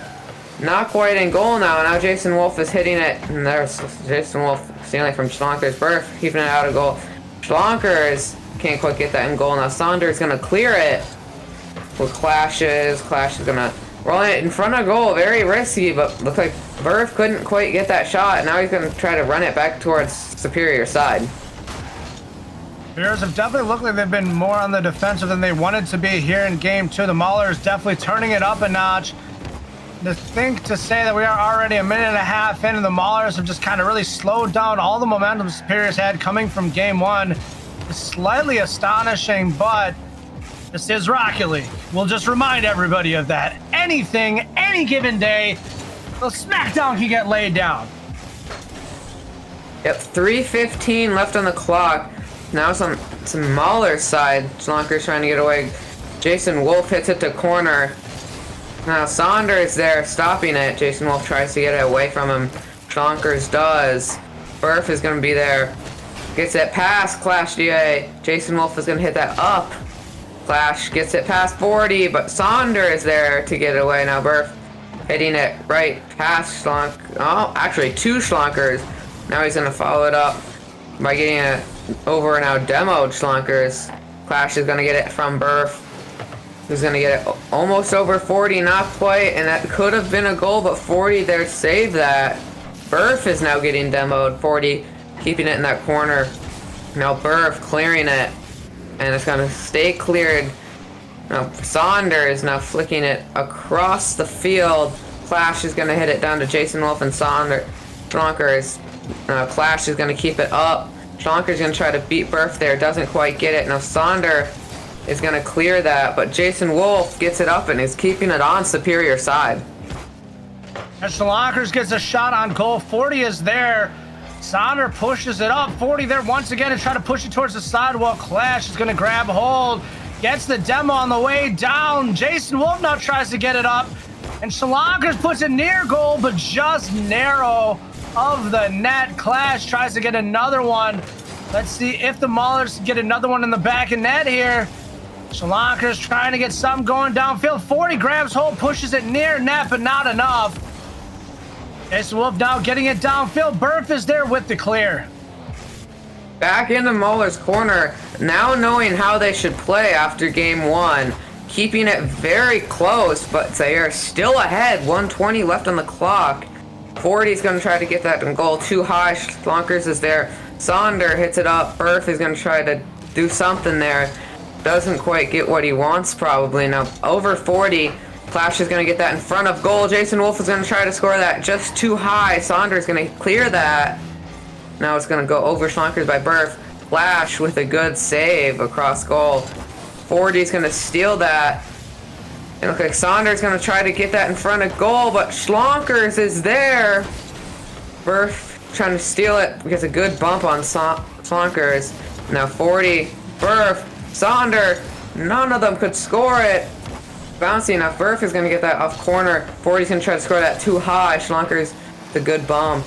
Sonder is going to try to curve it around on wall. Hits it up to wall roof. Doesn't quite get that. Now it hits back to corner. Now good goal. Oh, not quite goal by 40. Maulers doing a great job coming into this game too with the mentality of I keep one on me. They saw game 1, they felt bullied, they felt robbed in game 1, and they wanted to come back, and they were like, I keep one on me, and they made sure to get that one and show that one, and now They're going to take game 2 by exactly that one. As Clash Day gets a beautiful save as we hit zeros. Maulers now bring it back 1-1. A good game, very close. Maulers had really good defense towards the end of that game. They got the one that they wanted, then they just switched straight to defense to make sure Superiors couldn't score any. They figured out how they should play after seeing the first match. Now I feel tied series 1-1. It's going to be definitely close for the rest of the series. Absolutely. This is the type of Rocket League you sign up for. You don't get this far and just fold on your back. They are here to compete, and every team is hungrier than ever because every single point gets you that much closer to getting in a much more comfortable position, a much better standing come those play-ins. Some of these teams are still playing to try to just solidify and lock down their lane. I think the only team so far that has guaranteed themselves a spot at LAN has been the Superiors thus far. And following that, we're looking to see if the Bemidji Lumberjacks can do that in our next series. But right now, the Superiors just really trying to hold it down, lock it down, not give the Maulers what they can. But the Maulers able to take game 2 there. And we'll see if the Maulers can continue to fight and claw their way back and potentially get back on top. Going into game 3, both teams very good. Good defense by both, good offense by both. I'm thinking the Maulers are going to get an early score on this one, but yet it's all up to what the Superiors have in mind for what they're going to play. Now 5 minutes on the clock and going into kickoff. Looks like Maulers are going to win it, but quickly returns. Now Burf is going to try to get that in goal. Blonkers keeps it out. Jason Wolf getting it to Sonder. Hits it up. Gonna get it almost past Schlon. He does get it past Schlonkers. Clash is gonna get it over Burf. And then Jason Wolf is gonna follow up with an early goal, kind of repeating what happened last game. As Clash DA gets it put up and Jason Wolf cleans it up, perfectly set in position. The Maulers looking to stay ahead and not fall behind the Superiors yet again here in this series. Ooh, a demo by Clash on Sonder. Trying to get the good defender out, probably. 40's going to bring it past Slonkers, who hits a good bump. And ooh, by 40, a shot as Sonder gets demoed again. 40 was locked and loaded and ready to go and put it right where he needed. And now the Superiors are right back. It is 1-1 and it is tied up.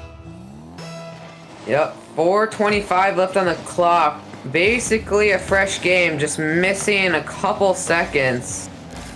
But now we're going Schlonkers. He's going to get it past Sonder. Flash DA hits it to 40. He's going to bring it up goal, over goal. Now Slonkers is going to stop that. Saunders going to get it past him, bringing it down the corner. No one is there. Burf is going to score it. Burf doing a great job. Once again, just being in position. Sonder gets a pass over and Burf is there. It's a little bit of disruption there as well by 40. The Superiors are just executing right now. Good job on both teams. Superior is just a little better on offense. Now Jason Wolf's going to carry it on the wall. Burf is there stopping it, but Schlonker gets a good return. 40 there. Now Clash is going to get there. Jason Wolf hits it against the wall, bounces back towards him. Schlonkers is there again. Meets Burf above goal. Clash is going to do it just above goal. Wolf couldn't get there. Jason Wolf couldn't quite get there fast enough. Now Clash GA just above goal again. And Schlonker is just to the left of goal. Clash trying to get there, couldn't quite get there fast enough. Jason Wolf getting it out away from 40. Burf hitting it. Now it's going to be Jason Wolf again, I believe. But no, that was actually Schlonkers with that hit. Burf is going to hit it off wall. Clash is going to get a somewhat good clear. Gets bumped in the process. Clash is going to hit it over 40. Looks like a bomb towards goal. Sonder almost gets a good save. Jason Wolf didn't get the pass that he wanted. Doesn't quite land it in goal.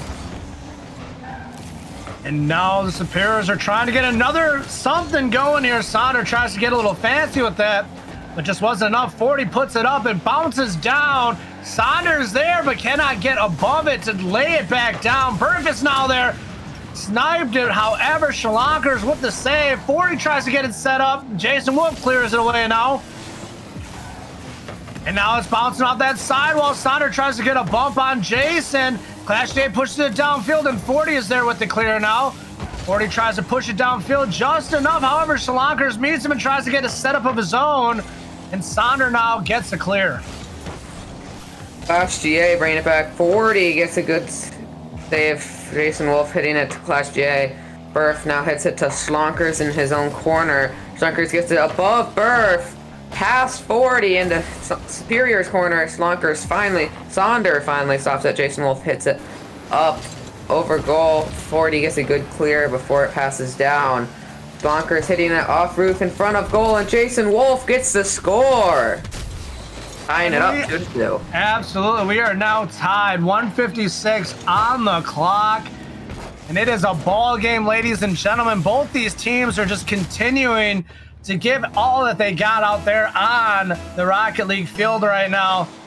As there's 156 remaining. Who will come out on top? Now, going on straight to Superior side, Jason Wolf's going to try to get that in goal already. Shonder gets it out. Schlonkers gets it up. Burf tries to get it. Kind of, not really, though. Now, 40 is going to get it back to Smaller's corner. It's like, ooh, it's going to be a fight. Now, Jason Wolf. Saunders going to be there. Schlonkers tries to get it from him. Not quite, though. Clash GA hits it up. 40 gets it away from him. Burf is going to try to shoot that towards goal. Jason Wolf actually puts it in front of goal. Burf tries to get a score, but Schlonkers gets a save. Now Schlonkers ran above 40. Saunders there to return it to corner. Clash GA gets it away from Burf to 40. Schlonkers is there to get it up. Brings it towards goal. Burf is there to get a save, and it's going straight up to Jason Wolf, and it's going to Clash GA and going straight to that corner on Superior side again.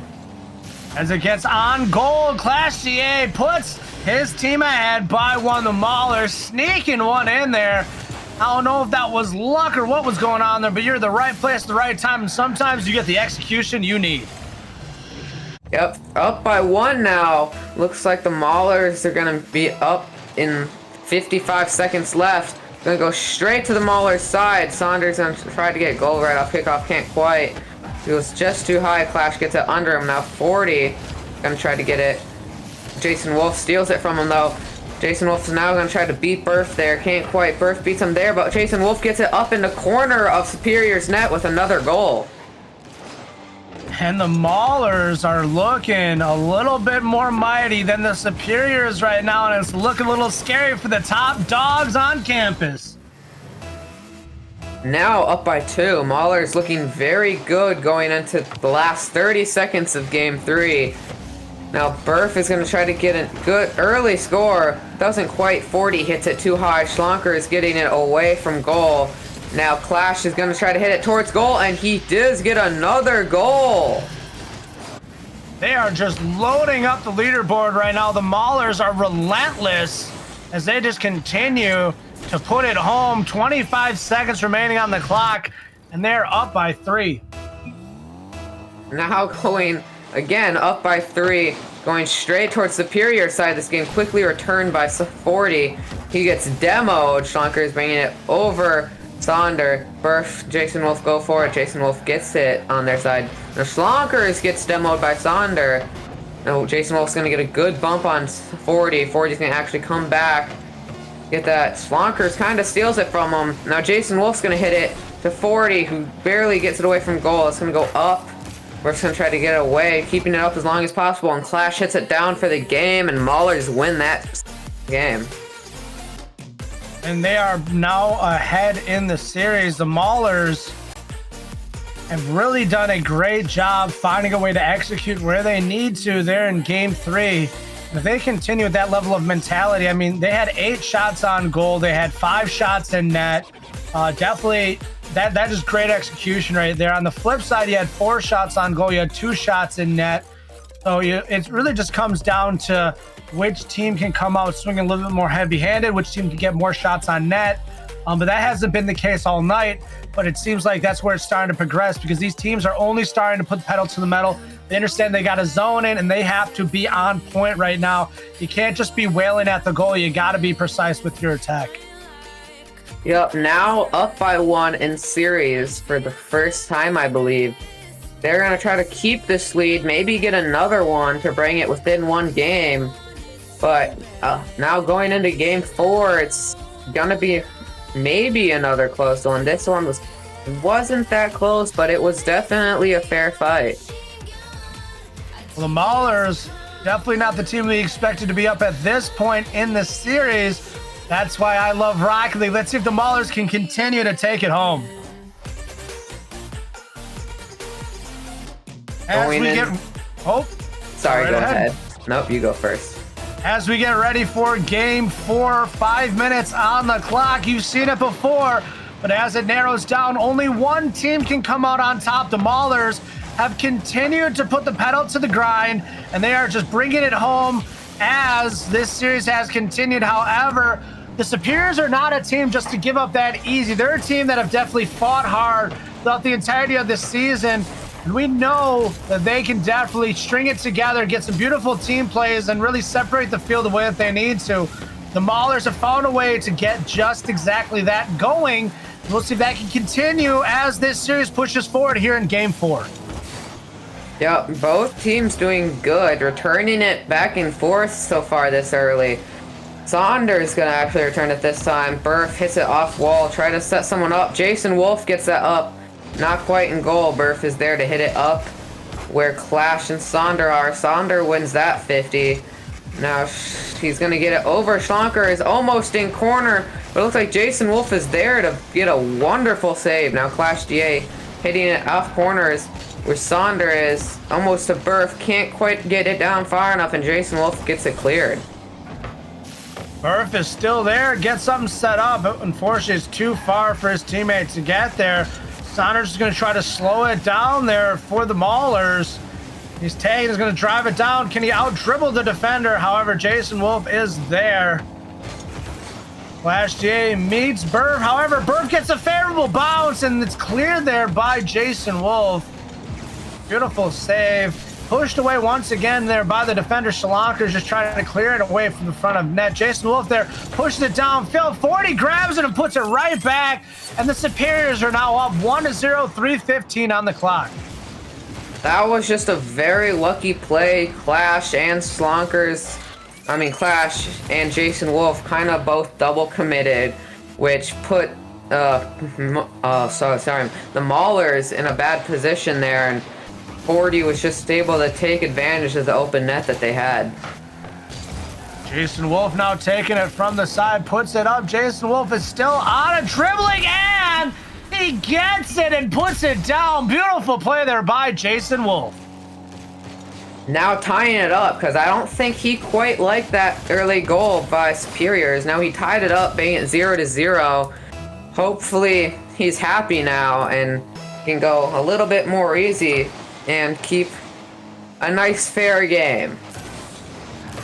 Schlonker's now pushing it downfield. 40 is there, but Schlonker slows it.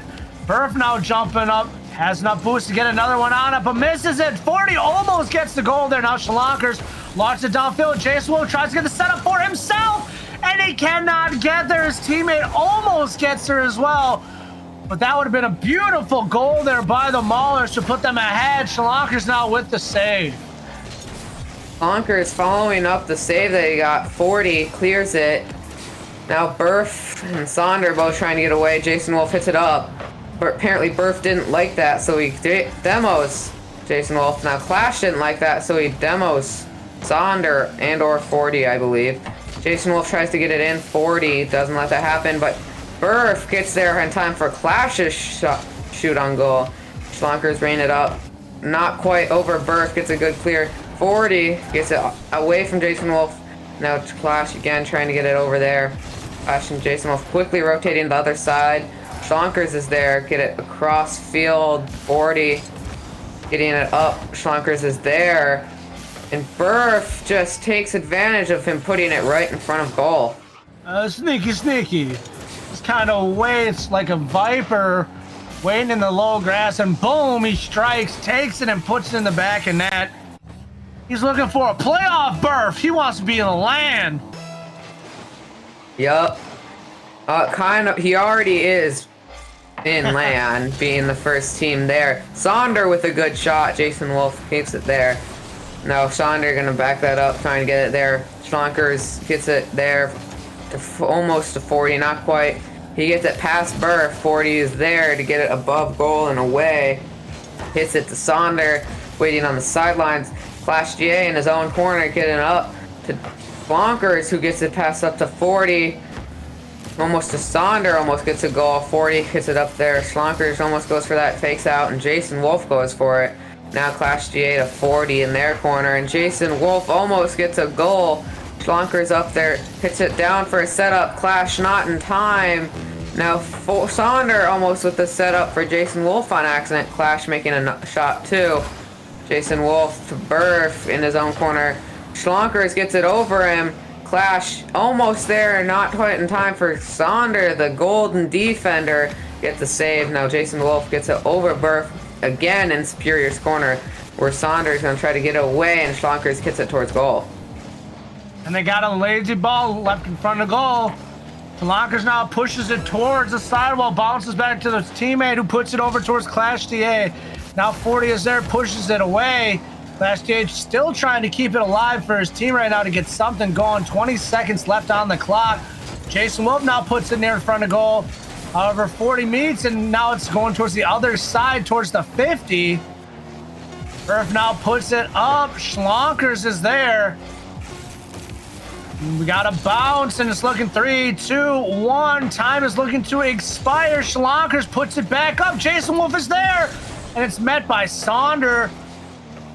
And we are going to see 0 Superiors coming out on top and tying up this series 2-2.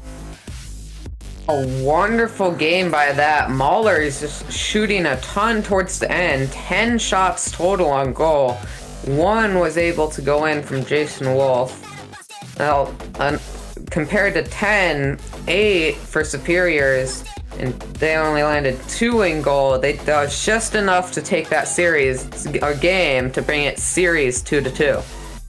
Absolutely. And once again, the Superiors holding the defensive line. They had 7 saves.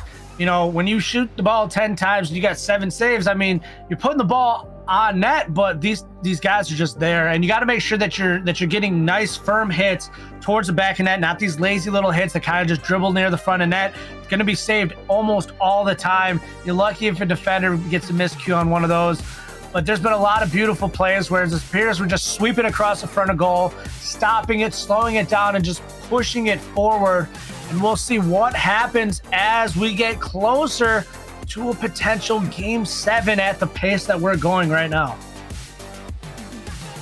Yep, now going into Game 5. Hopefully we're going to see Maulers take it again and take the lead again and bring it within 1 goal or 1 game. But that all depends on the defense and offense of the Superiors.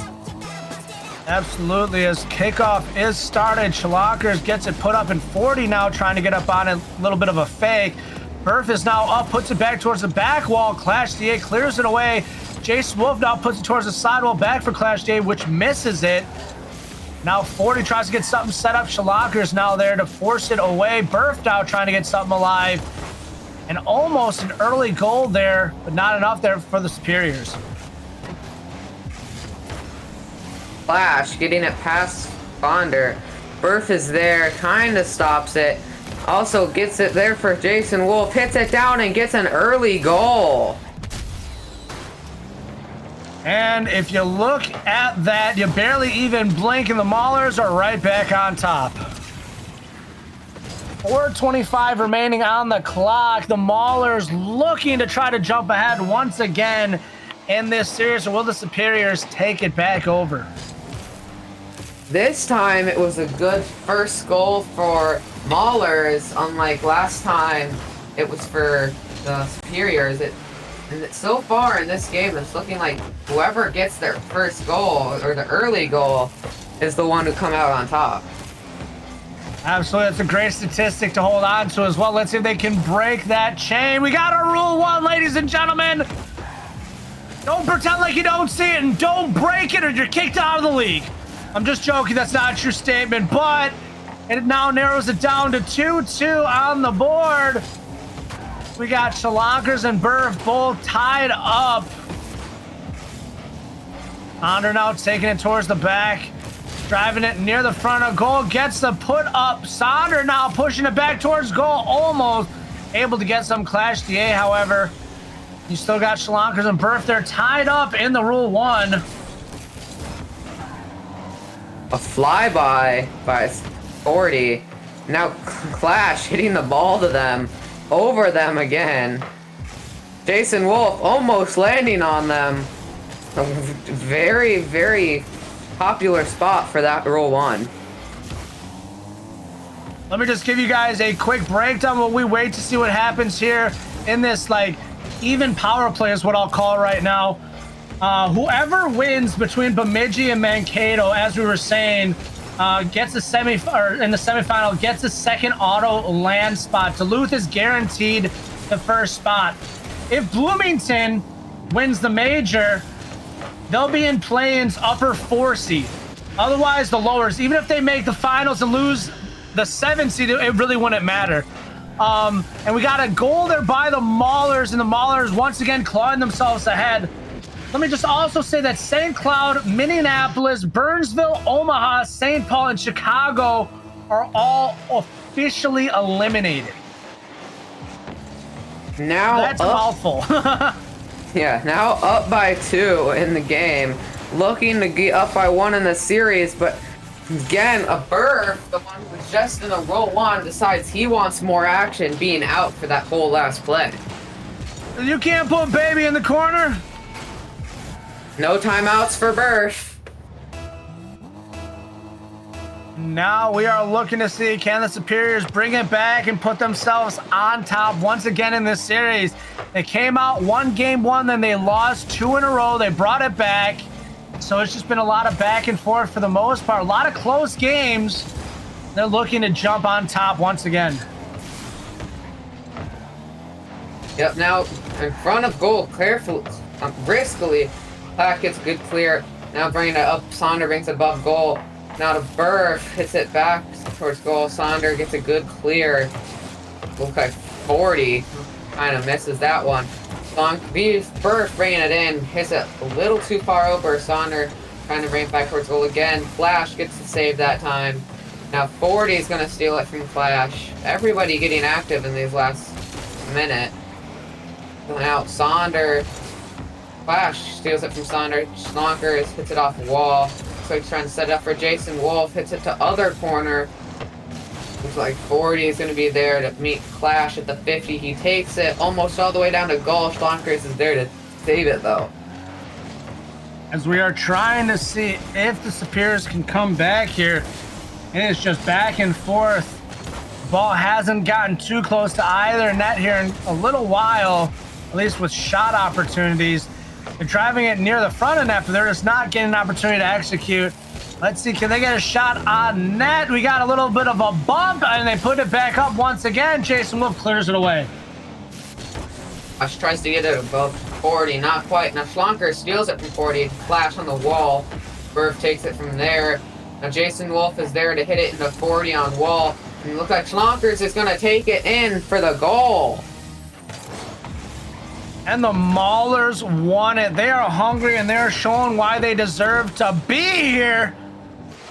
They might see Duluth as being that team that's already solidified their spot, but they're like, we want ours too. Yep, now up by 2, 40 seconds left. They really want to be ahead in the series. Now it's straight back to the Superior side. Schlonkers keeps it up on top. Flash GA tries to get it past 40. But Sonder is there, tries to get a good air dribble. Now Jason Wolf steals it just below 40. Schlonkers gets it right past 40 in the net. Holy Shalonkers, there's another one. As the Maulers are up 4-1 now, 23 seconds remaining, and it's looking like the Maulers are going to be up 3-2 here in this best of 7. Yep, looks like they're gonna bring it within one game. 40 tries to get a quick goal, not quite by Schlonkers. Donder tries to get another shot. Jason Wolf there after the miss to get right past there. 40 gets it up at the 50. Now in the Superior's corner, Saunders gonna get a good air dribble, but Clash is gonna take it from him. Jason Wolf hits it now too towards 50. Donkers is there to hit it over Jason Wolf. Barely over 40, but he does get the bump, bring it back a little bit. Clash hits it to Burf on the side, 1 second left, and that goes the game. Maulers win. Maulers, in fact, do win, and they are now up 3-2 in this best of 7.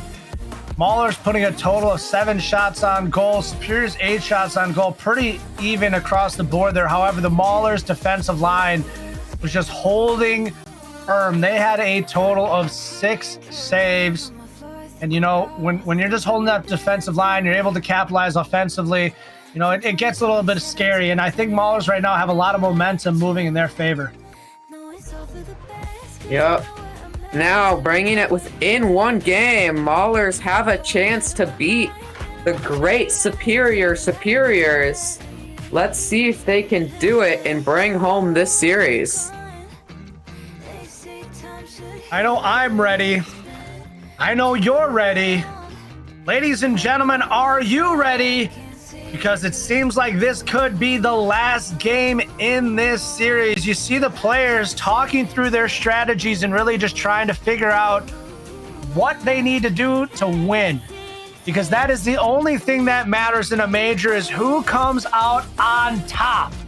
Will it be the Superiors making their way towards the finals, or will it be the Maulers? Ladies and gentlemen, get near the edge of your seats because these teams are ready to go, and this is Rocket League. Going into game 6, right into kickoff, it looks like the Maulers are gonna win it, but quickly returned by Burf in the corner. Jason Wolf is there, gets it right back to Burf, hits it in the corner again. Schlonkers is there to hit it away.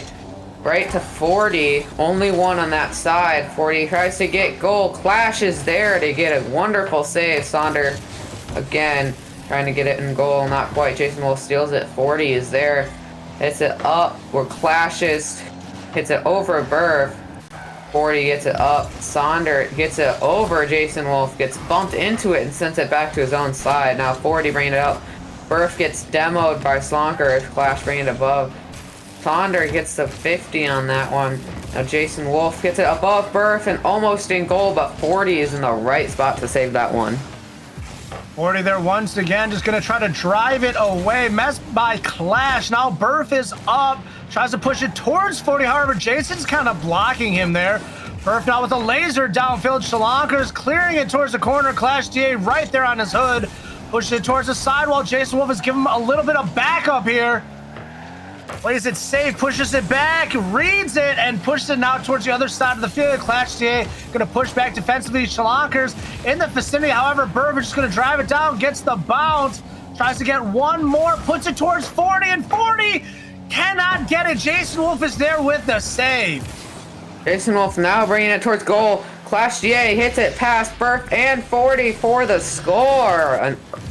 Very long, not quite early this time, but it is the one score of the game so far. Jason Wolf getting the setup there for Clash DA. Definitely see Jason trying to step it up here going into this game 6 right now. They know that they want it bad right now. They want to take down this top team that is... Who would have called it? A team named Superiors is a superior team right now, but not in the Maulers' eyes. They know that they can take them. Yep. Now going to the game, very back and forth right now. Burf hits it to Maulers' corner, goes right back towards 50. Clash gets a fake out on Sonder. 40 hits it up towards goal. Schlonkers is there. Now Burf going down, trying to get a goal, but doesn't quite get it. Now Jason Wolf bringing it on the wall. 40 steals it from him. Just above goal, Schlonkers and Sonder now over on the wall. Burf gets it up to the wall where Clash is. Schlonkers to corner. Now Clash in the corner sets it up for Slonkers for a second score. Ladies and gentlemen, I don't know if it's just me, but if I'm the Superiors, I am getting a little nervous. It seems like that ring around your neck right now, you're kind of pulling it away, trying to get a little bit of breath of fresh air, because it feels like you are getting smothered right now by the Maulers as they have you in their grasp, and they're just continuing to squeeze hold of every life that is left inside of the Superiors. Yep, up to with 2:20 left. Schlonkers is now putting it back in Superior's corner. 4 days there to stop it. Schlonkers gets it up. Jason Wolf tries to hit it to him. Hits it backwards though. Right past 40. Berth is there to hit it back. 40 hits it to Jason Wolf and Schlonkers on the other side. Schlonkers gets a good bump on 40 when they both went up for it. Schlonder gets it back to Clash GA, and Mahler's corner hits it around the side, makes it to 50, brings it up and scores on the open net. Clash gets a good goal. One of the things that I'm really liking about watching the Maulers right now is in most scenarios when you're talking about breaking down, you know, what are we going to be doing today? How are we going to be executing? What is the game plan? A lot of times you're like, all right, well, we're going to look at our first hit. Or, hey, we'll look at the defense. We'll play more of the defense. What's considered the second hit? Well, what if I told you could play offensive, but still not be on the first or second hit? You can be on the third or fourth. Because what you're doing is you're letting the play develop. You're controlling the field, and you are dominating when it's needed. You're almost giving them a second to take a minute from their life. It's like you're making them think that if you give them a penny, you can get $1 every time. And it feels like that is exactly what the Bloomington Maulers are doing. Their counterattack tonight has just been absolutely phenomenal against the Superiors. And I'm wondering if we'll see this as our finals matchup tonight, or what might happen. Yep, now Berth brings it up. Over Lash to Sonder in Superior corner. The Berth up and now brings it down to mid 50. Jason is there, hits it to 40, hits it across, almost in goal. Berth tries to get it there, not quite there. Now back in Mahler's corner, 40 tries to get it backwards. He does get it up. It looks like Sonder is there too. Schlonker is now bringing it back, trying to get an empty net. No longer empty now. Doesn't quite find back the net. Now 40 hitting it across the Saunders side where 40 is hitting. All right, and as I was saying, yeah, we're looking to see the Maulers in the finals tonight, and it's looking like that's going to be the case. It is now fringing 29 seconds remaining, I should say, and the Maulers are knocking on the door of the finals, and they won it. This is not what we expected to see, the Maulers taking down the Superiors to push their way into the finals, but that very well could be the case. Yup, hopefully the Maulers do win this. They're doing pretty good. Now Sonder is trying to get a goal. 40 stops it, hits it up. Sonder tries to get it. Clash is there first. Now at 50, Berth stops it. Flonkers gets it in the corner. Is it past, almost past 40 to Jason Wolf. Now Flonker's gonna back up a little bit. Let Berth hit it. Clash GA gets it up. Now 40 is there, 1 second left. Looks like they're just gonna let it drop. And ladies and gentlemen, I am sorry, but ladies and gentlemen, the Maulers have done the unexpected and taken down the Superiors. They looked a lot more human-like there in that series as the Maulers continued to claw away. And the Maulers are now going to be in the finals. There's no more knocking on heaven's door because they are there. And now, can they take it home? We still have 2 more series left to play. We got a lot of Rocket League. All I know is, Red Flame, how are you feeling after that series? Very close series. Kind of expected the Superiors to come out on top. But Mauler is also a very good team. Wasn't too mad when they took it over. And right now, as we look, we still have the Bemidji Lumberjacks to take on the Mankato Atlas. But the Bloomington Maulers, man, they just really stepped it up. This team really has been working together hard to just get it going and just keep the rhythm moving. Coming into this major, they were the 7th seed. They were the lowest seed coming into this semifinals, and they just They just did what they needed to do, and now they are there. And like I said, it wasn't like they were worrying about their first hit. They were rarely even too focused on the second hit. They were kind of letting the play develop and then taking control of it, sweeping around, stealing the ball, making plays. And that's what you want to see from any team. And that's why I say Rocket League on any given day, any team can do what they need to. And we only went to 6 as the Maulers took that series. So, with that being said, we still have the Bemidji Lumberjacks that will be taking on the Mankato Atlas. The Mankato Atlas were looking pretty good there in that last series that we watched, our series 1 of the night. We didn't get to see the Bemidji Lumberjacks, but they swept the St. Cloud Flyers. And I'm telling you right now, it really, to me, it seems like it's going to be potentially I want to see the Atlas take it personally, but the Lumberjacks just seem like they are that team to beat right now. They got a lot of momentum coming out of their prior series, but they've also been sitting down and waiting. Maybe they're cooling down a little bit while we're waiting for this next series to play out. It was nice, it's not too often. I mean, at least I don't see it too often that much when I'm casting. I get to see a Rule 1. So it was nice seeing a Rule 1 play out tonight, see them holding their line, seeing the players continue to play through that. But Red Flame, I know you're going to be taking on the caster duties with Ari for that next series. You got any insight for us? Any ideas as to how you think things may play out or break down? I'll tell you this. Like I said, I think the Lumberjacks should take that. I think they're going to take it 4-2, but I think Mankato Atlas have been fighting really hard. I think it's going to be a good fight as well, but I'm going to say Lumberjacks are going to take it still.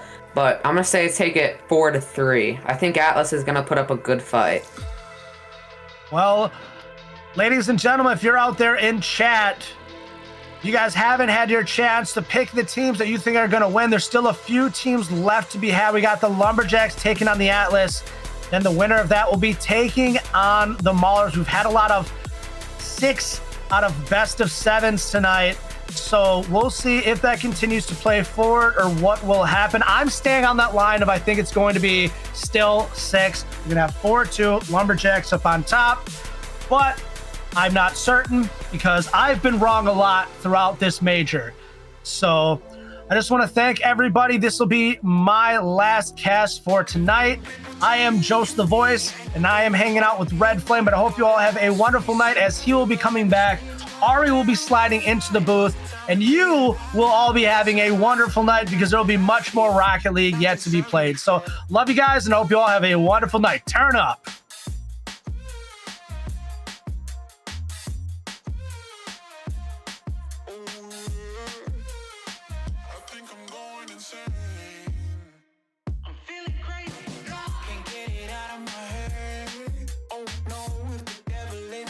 Takes hold, then I just might wind up dead.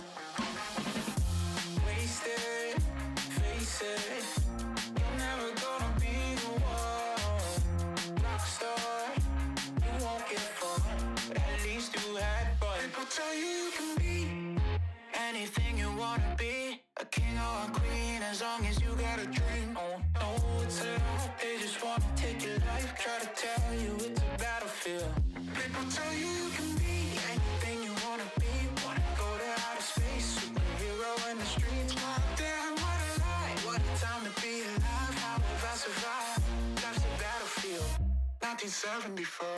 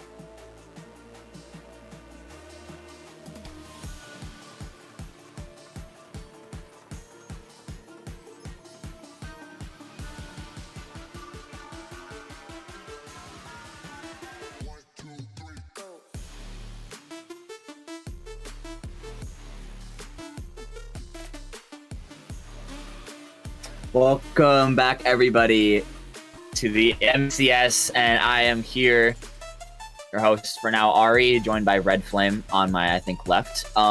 Today, right now, we have Lumberjacks and Atlas facing off against each other. Still waiting on, I think, Atlas to join, so we got some time to talk about some things. I think they said it earlier on, but if you weren't here earlier, matches off stream.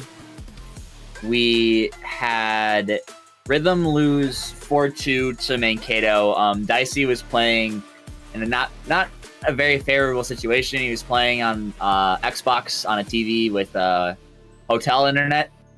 So they ended up taking 2 games, but they ended up falling. Bemidji sweep St. Cloud. Just before this match, you had Duluth and Bloomington. And Bloomington come out on top in 6, and they move on to the grand final. So they will be playing whoever plays this match. Whoever wins this match does clinch 2nd place, so they auto qualify for LAN. So this match, kind of like Rising Star, is end up being more important than the grand finals because it ends up determining more for seeding than anything else really. So I don't know. This is kind of our main match, even though we still have the grand final, just due to how important points are. And just seeing Bemidji 4-0 St. Cloud, I do not know if St. Cloud were playing Ghost Sub. If they weren't, I don't know any information. But just seeing that, I think that, especially just looking at rosters, Calcer, Mako, and Caesar, I just think that I have more faith in that roster than Mankato's. Not that DeCarlo or Bomber World is bad. I just think that there's so much experience on the side of Bemidji. All of those players have been playing for a long time in this league specifically as well. I honestly just think that Bemidji have just a lot. And considering the situation that considering that it was kind of basically a 2.5 man squad on Rhythm Dice, I mean, those TVs have 10, 20 milliseconds of delay. Your jumps don't come out for a while. I think that the fact that they were able to take 2 games off of Mankato in that situation, kind of playing with only half a person really, I think that Bemidji will be able to beat Mankato here. And I think honestly 5 games. I don't think it won't be that close. I'm thinking 5-2. But yeah, it is. I know 4-1. 4-1. They're gonna take him. I'm gonna say Atlas is gonna get this one. You say Atlas? Okay. Yeah, well then I'm gonna change it. I'm gonna say Lumberjacks get 2. Atlas gets 4. Yeah. Still waiting on. Still waiting on Atlas to join. Last time we pinged the same team twice, but I think this time we did actually ping. They're in overtime. They're in a ranked game in overtime. That is. That's crazy. Rocket League. The stars have aligned for them to be late. Oh, there they are. Here they come. And yeah, we're just ready to hop straight into this. I'm ready to see what these teams have to offer. I'm expecting a Bemidji win. I think it's very unfortunate on the side of Rhythm. I'm obviously, biased towards them. I play on their Rising Star team, but I mean, put it in Dicey's perspective. You're fighting for a land spot, and you have to play in that situation. That's just really, really unfortunate. But I mean, we'll see. We'll see what both these teams have. Mako already on the attack. Caesar popping it up on the backboard. Barry has to make a read. Low boost and does.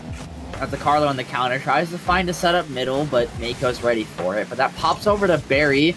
Up to the Carlo on the ceiling bounce. He can't read it. Bomber on his last leg. Delays the push. Gets his team time to get back. But Alistair quick to try to shut that down. That's a shot on target after just an unfortunate play in the midfield. No one on the defending end of Bemidji was expecting this touch to go on target, and Mako was just kind of caught lacking. Yep, he wasn't quite in the right spot. He could have had that. He was just a little bit too much to the left or right, depending on how you see it. But going into second kickoff, looks like easily starts off in Atlas's hand. Mako quickly trying to return it. Calster takes it from him, shoots it up and high. DeCarlo gets a good save. Bomber Wild hitting it over Caesar, where Mako hits it to Calster. Well, DeCarlo hits it up, Caesar taking it from him, and almost in for a goal, and Mako secures it. Just good pressure coming out from Bemidji. See, all 3 players getting involved. Mako not worried to rotate in quickly to fill in that second man role. He sees his teammate rotating behind him. And without that trust in rotation, that ball just goes flat out into midfield. No one scores, but because they have trust, again, this team has so much experience, not even playing together, but just playing in the league. They're gonna know the rotations are gonna be crisp and quick, and you see that. That's the reason why that goal was scored. Caesar just unfortunately hitting it high, but it didn't matter. His teammates were there, and they're trying to find a second one. A shot coming out quick, but it's blocked away easily. Pass out to DeCarlo. Redirect from Bomber. Gets denied by Mako. Gets the read on the passing play, luckily. Could have been very dangerous. Now, trying to control the midfield, though, but the defense on it quickly. Callister chipping it towards the net, trying to find a hole in the defense. Bomber World won't let that happen. Mako pop up high. What does he have? Looks for a demo. Clears the way. open opportunity if Callister can get to it. Finds the double tap, hits it wide, pass over to Mako's blocked away. Now another shot coming through. Caesar can't make contact. Now it's a 1v1 on the other end. Callister has to defend this. The Carlo, though, with no boost, all he can do is 50, and that might just be enough, but Mako gets the read, but it is just enough as Caesar goes for the cleanup, and it goes the other way. They find an open net off the counter attack, off an amazing defensive play on the other end. What an overcommit by Atlas. Also, just may have been a good commit, just none of them were back enough to get that thing. Get this score, and then it just popped in for a 2-1 lead going to Bemidji.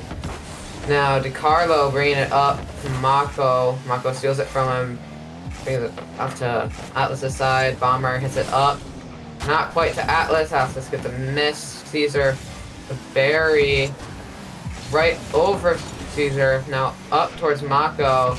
He runs out of the way. Callister gets it, brings it up. Looks like Barry was able to get some sort of a hit. Now DeCarlo tries to get that from Mako, can't quite get it. Barry does get it though. Caesar gets it from Barry.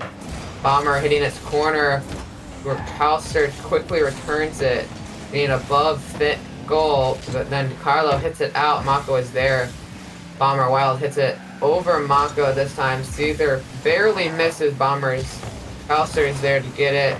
Callister, it then hits it to Caesar. Bomber Wild hits it across the 50. DeCarlo gets it past Callister barely. Bomber Wild hits it up again. Caesar's there. Barry gets a good pop-up, not quite able to stop it though. Now DeCarlo is going to try to run up back behind Bomber. He brings it in front of goal, and then Barry gets the goal. And almost going awry there.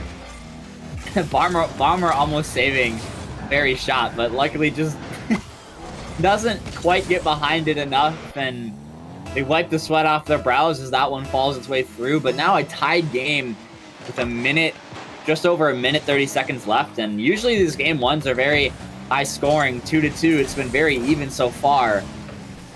No team really able to pull away from each other just yet. Barry with an opportunity to do so puts it past middle for DeCarlo, but it's blocked away.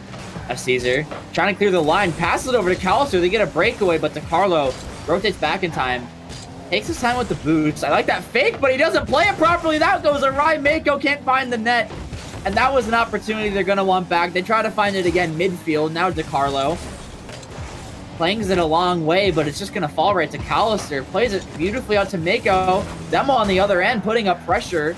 Scary opportunity, but they get away with it. Now Bomber in the midfield, 50-50, taken by Mako. DeCarlo hits it up. Callister steals it from him.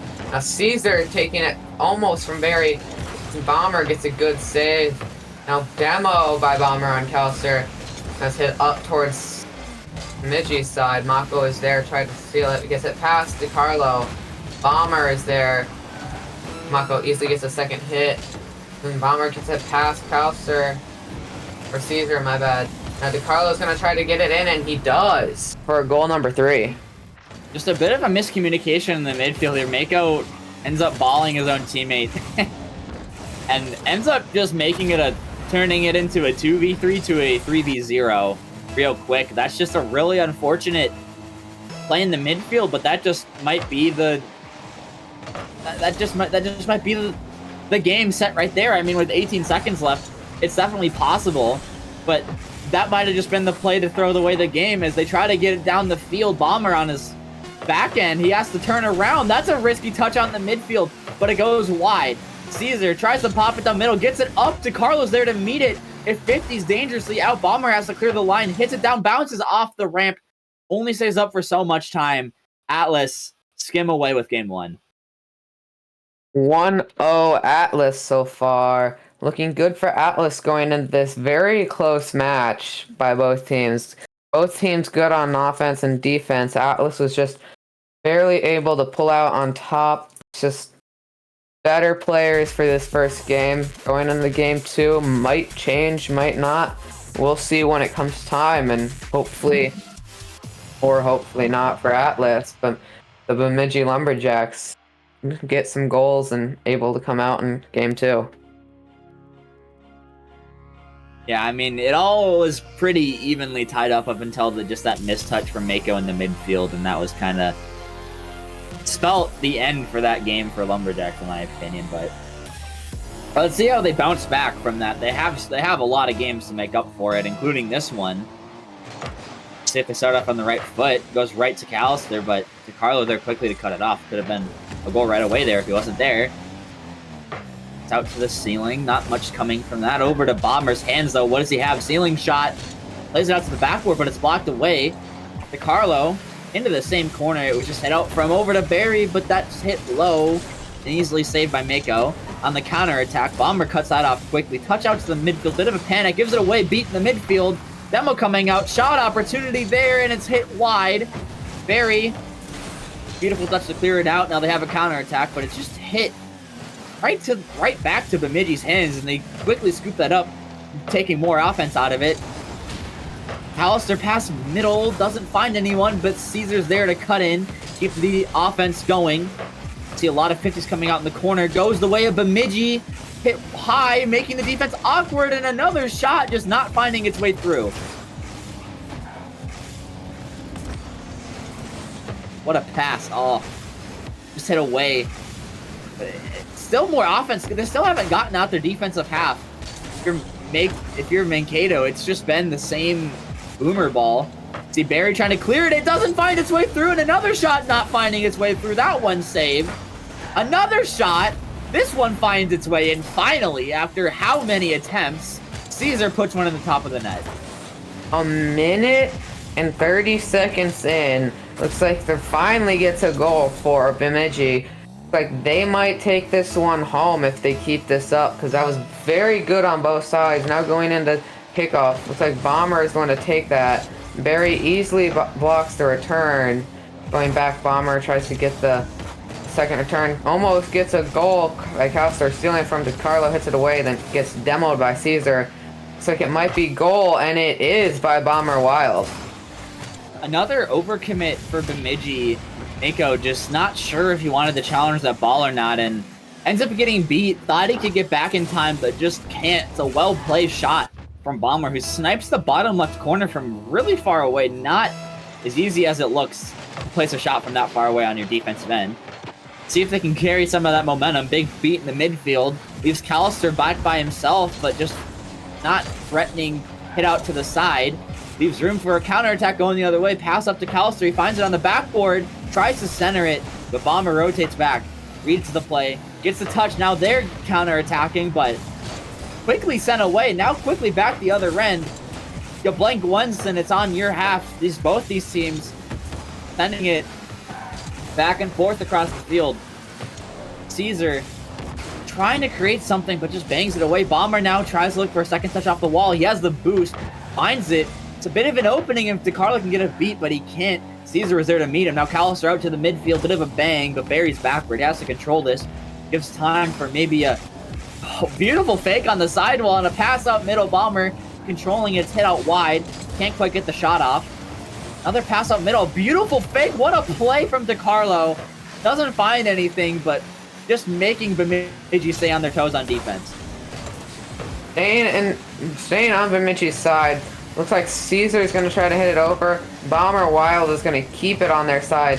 Looks like Callister is the one to actually get it over to Carlo with a good return. Caesar there. Barry hits it away from Bomber. Might have what gave Mako that goal right there. Might have been. Bomber should have had that. That would have been a much better return for Bomber. Yeah, another miscommunication similar to that, what we saw in the midfield from Bemidji. Both teams, I think, having some nerves playing on stream in the major. It'll definitely get to you, the more you play, you kind of got to ease into it. And right now, mistakes not really favoring any one team over the other. This game, it's Bemidji, but last game, it was Mankato coming out on top. That's an open opportunity, but it's just tapped towards the net. No power. And it allows Mankato to get back on defense and make the save. That touch goes out to the midfield, not really making any forward progress. Callister able to meet it, but not really hitting it over everyone. Mako able to play this pinch out to the side while halting any offense coming out from Mankato. It might result in a goal, but DeCarlo's there to meet him on the defensive end.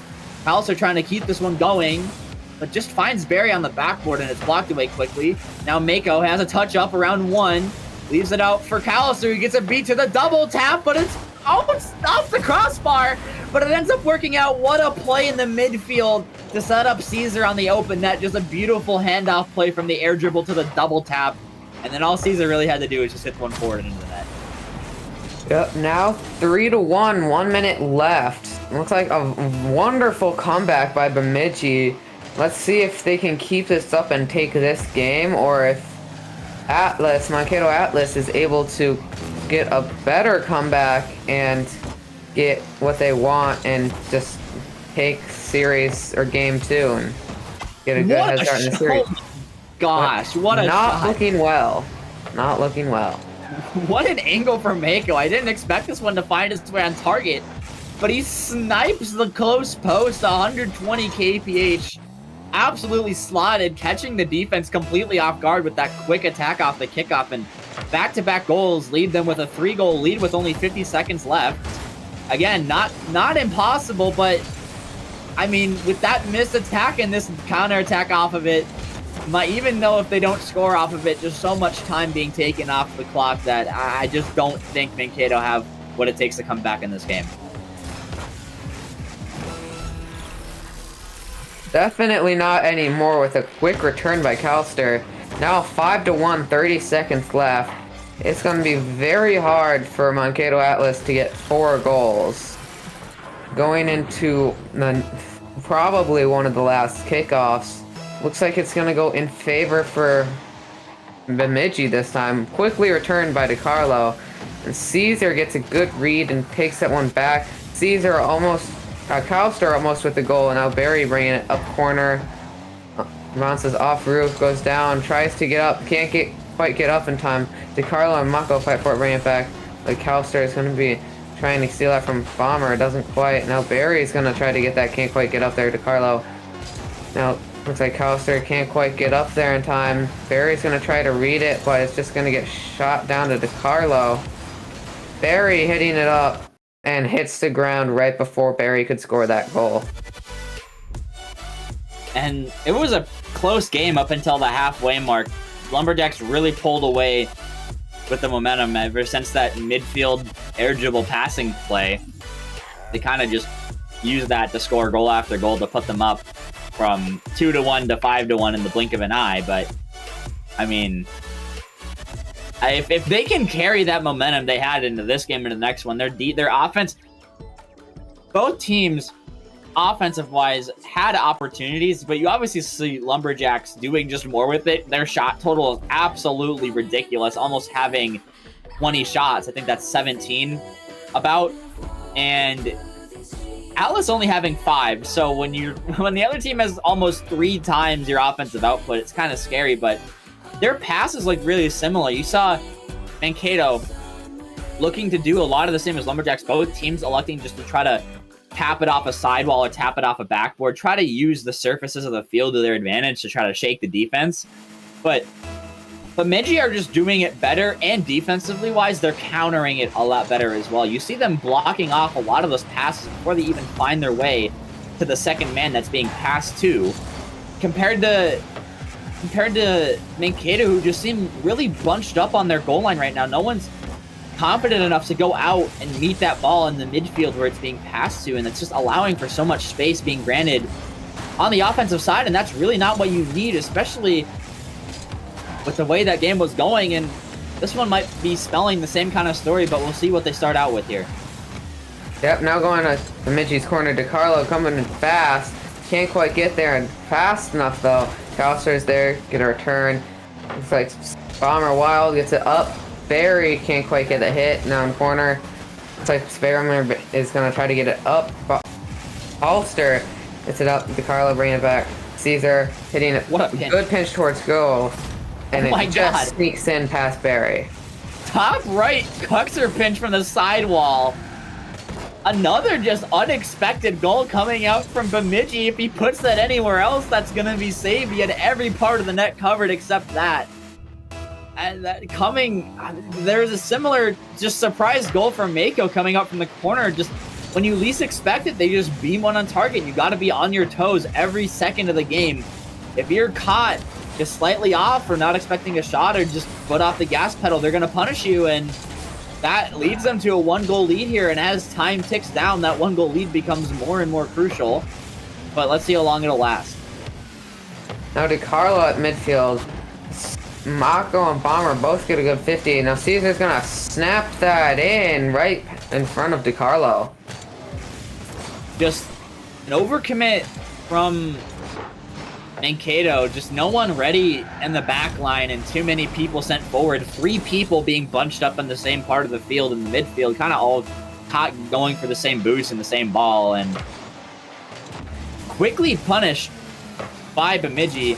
And another quick punish almost coming out, another overcommit, but not quite finding its way through yet. 3 people on the side of Mankato go for that, but nothing coming through just yet. Mako keeps it in, midfield pass making to 2 defenders go again for the side of Mankato. They're being caught really awkward on some of these double commits. They need to put more trust in each other. Callister out to Caesar, beautiful passing play, double tap attempt goes awry. It looked like Callister might have had a shot there, but just gets hit away from him. Another pass trying to fall through, and Bemidji just not letting up on the offensive end. 2 scores, 2:55 left. Both scores on Bemidji. Callister now trying to bring it back towards Mankato. He does, brings the corner. DiCarlo is there, hits it over Callister. Mako steals it and pinches it top left corner. Just painting the corners of the net. That doesn't really have seemed to have been a shot by this Bemidji offense that isn't just a top left banger. Beautifully placed. You can barely even put it higher than that in the net before it bounces out off the crossbar, and just you gotta pray to God if you're on the defensive end that he doesn't do that, because if he does, you're hopeless. No way you're gonna be able to read that and get there in time. And Caesar, getting there in time. Beautiful block on the double tap attempt. Would have been a surefire goal if he didn't get there. Callister, beautiful control in the air. Flip reset, takes it low. Forces Bomber to take an unfavorable 50, and 2 players yet again go for Mankato. This defensive line for them really has to wake up, because right now they're just flailing at everything, and those double commits are not going to last them through a 7-game series. Now Bomber hitting on 50 wall.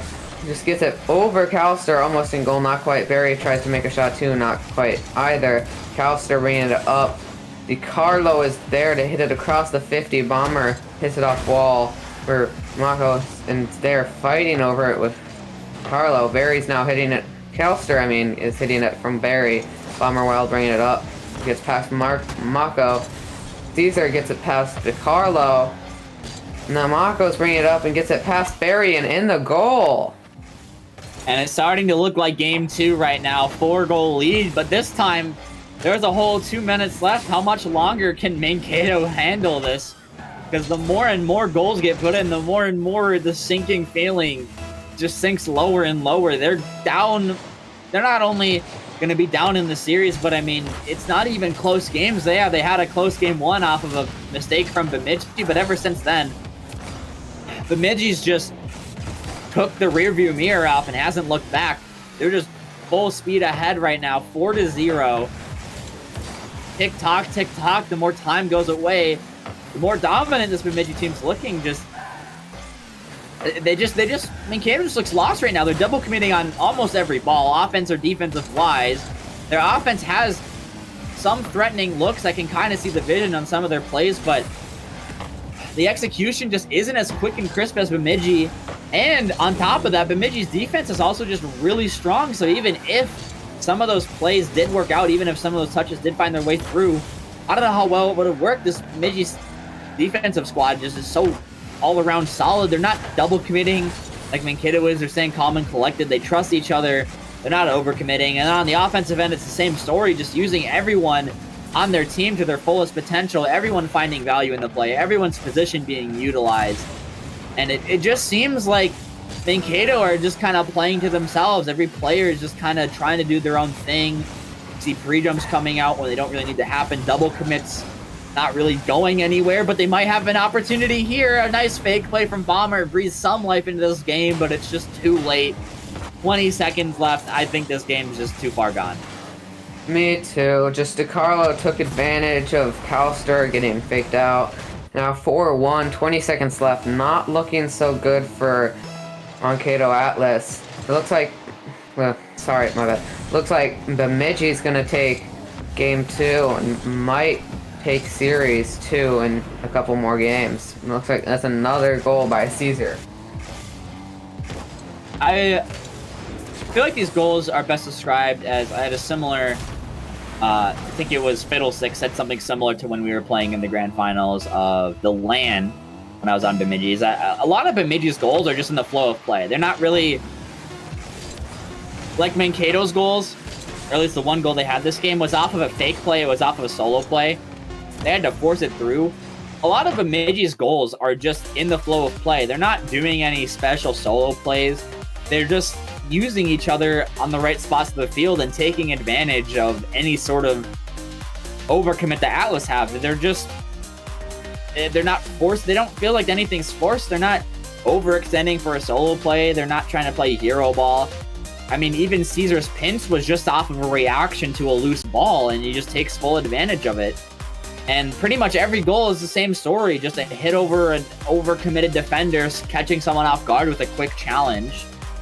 Or just a nice passing play off someone that just landed there from going from above previously. They're not, a lot of their upfield passes aren't someone cheating preemptively upfield. They're just utilizing each other whenever they can, whenever someone is upfield off of a challenge, whenever it goes the other way. They utilize everyone on the field, and it just feels a lot more natural than Atlas, who just feel like they're just trying to force everything, and just everything feels like they're trying to solo play.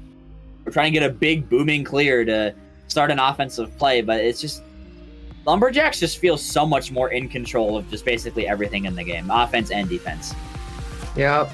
Now going into game 4, will Lumberjacks bring it within 1, or will Atlas bring it tied?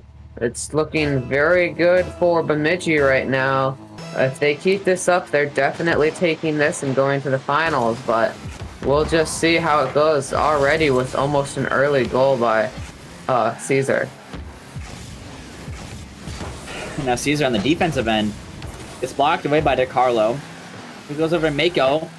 Bit of a double commit there in the corner, left some open room. Bomber World on the shot. Can't find his way around Callister, who puts up a good defensive hand. Now goes back the other way. Barry, that touch goes a bit questionably out to a Bemidji player, but Bomber able to take it all the way down the field. Air dribble over one. And that shot doesn't find its way through. The other man gets beat. Now they scramble back, trying to salvage this offensive possession. Barry, low boost, can't get a beat. Bomber not quite rotated back. Shot just high. Threatening though in the midfield. Gets cleared out. And now Bemidji on offense. Try to pass it down middle. Bomber's ready for it though, but that's dangerously out to Callister. Finds an open space on the backboard. Barry on his last leg just stretches his tongue out to reach that one on the backboard. Takes control. Another double commit coming. That leaves an opening on the net, but no one's in the middle for Bemidji to try to find that one through. It's on their half, but only for so long, and clear comes out. Barry not really finding a good touch on the ball. Just goes right over to Callister, but he's awkward. A bit of a scramble on the back line, but it's not too threatening as Caesar gets a nice clear out in the midfield, and Mankato just try to regain, but it's only lasting so long. Caesar, beautiful read on that play, pre-jumps and dunks the offensive man. Just pure confidence on that challenge, and just finds the open net off of. I don't understand how no one's back on defense there. I saw two players kind of behind the person they were passing to, and no one really rotated back quick enough to take it to support their first men. And it's just leaving to so many unnecessary open nets where if they just had someone willing to just play defense or just support the play and play back and let their first two men play forward, it just seems like a lot of these goals wouldn't be happening right now. Yep. Now with a demo on Caesar, Mako brings it up. DeCarlo steals it from him, but Caesar comes back strong and gets a good clear. Bomber Wild hits it up. Callister steals it from Barry. Now on a corner, DeCarlo doesn't quite get there fast enough, but does get it up high where Caesar does hit it up. Bomber takes it now. Mako to Bomber again, hitting it back towards his side this time. Mako up, trying to take advantage of that. Looks like Mako blocked his own teammate almost, but it was Bomber that got the save. Barry ran it up. Caesar down to DiCarlo. DiCarlo ran it almost over Callister. But he does get it over him, but it was hit up. Now Caesar pushing it back. Corner. Barry's able to stop it. Mako gets it over Barry. Bomber Wild, who does a little bit, hits it over and can't quite seem to find the open net. There's DiCarlo bringing it up. Bomber Wild is going to be there, snatches it, but does get hit back towards the net. Barry with a good save. The corner where Callister is, and he's going to get it up, and it looks like Caesar almost gets the score, and Mako almost gets another score, but doesn't quite. Callister gets saved by Barry. And now Mako hits it a little too high and far. Now it's going to get hit back by Bomber, Wild, and DiCarlo. No, looks like it's going to be put back by Callister, and it's just staying at 50 right now. Because Callister just hit it back, and now going back to Nimichi's corner. It's going back and forth a lot right now. Yeah, there might be a goal. That was a good opportunity, but Callister, I have no idea how he managed to stay competent on the defensive line, getting chased by 3 people, but that one finds its way through. Caesar just awkward in the net. I mean, I think you're expecting a more powerful shot and just jumps too early, panics, and I mean, it gives Mankato breathing room. You don't want to go down 3-1 here, give Bemidji a match point, but with the way this game's been going, I don't know how confident I am in them sealing this one out and taking it to OT if they can even get that far. But Bemidji trying to take this one in regulation. Barry trying to deny them. That's a good air dribble across. DiCarlo has the ball. Threatening look, but it's just blocked away. Still's on it. Only able to take a 50. Who plays a beautiful beat on in the midfield. Only goes as far as Barry. Caesar's there to meet him, though. DiCarlo on his last leg. Luckily, Caesar misses. Only goes as far as Mako. Trying to put it back middle. Not able to find anything. That's a dangerous touch out from DiCarlo. Almost costing them. But luckily on the defensive line, he makes up for it. Now Barry on the other end. That's a beautiful clear. Caesar leaves it for Callister. Bomber's ready for it in the midfield. Pass down gets blocked off by Callister, who just finds another open net. Mankato's defense has gone missing. Yep, now up by 1, 18 seconds left. Still possible for Mankato to get this score. Not very likely. It's looking like Lumberjacks are going to get it within 1 game at this series, and take home series maybe in game 4. Game 5. Mankato did win game 1, but since then it's been all Bemidji, as the score in the game is going to accurately reflect the series score. 3-1 Bemidji side after this game is over. And I mean, Mankato's defense is just completely they're playing in a different field half the time. There's so many open nets where the ball's just kind of slowly rolled into just an open back line where no one's even close to being able to rotate back in time for it. And so much of that's just double commits in the midfield, leaves the last man in a really awkward spot to try to know what to do. It does look like we lost DiCarlo. Oh wait, he is back. But I mean, so much of that's just double commits in the midfield and miscommunications on the ball and who's going, and just leaves last man in such a bad spot.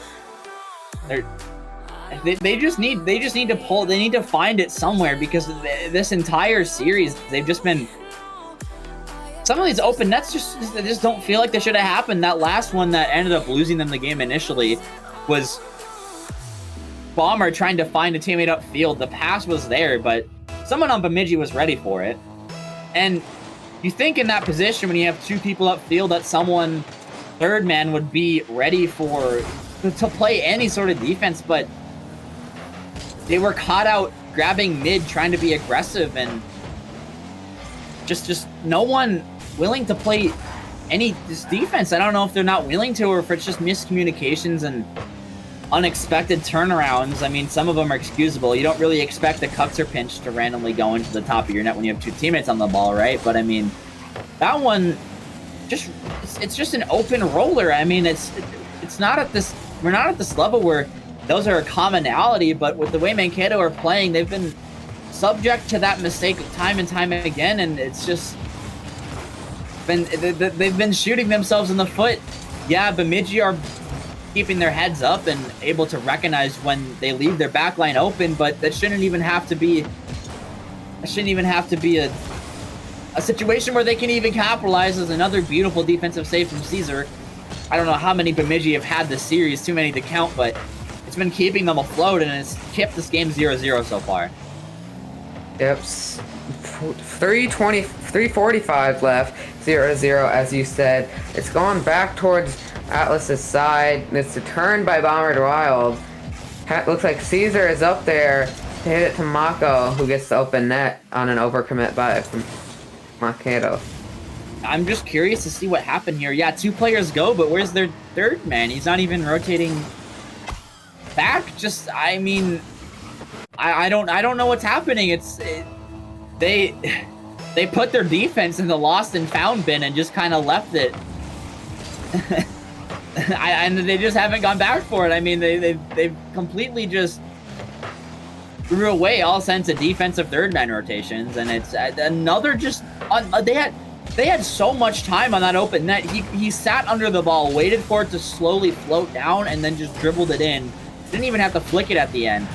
It just should not have to be a situation where that isn't, and even if they are back on defense, Bemidji just picks them apart anyway.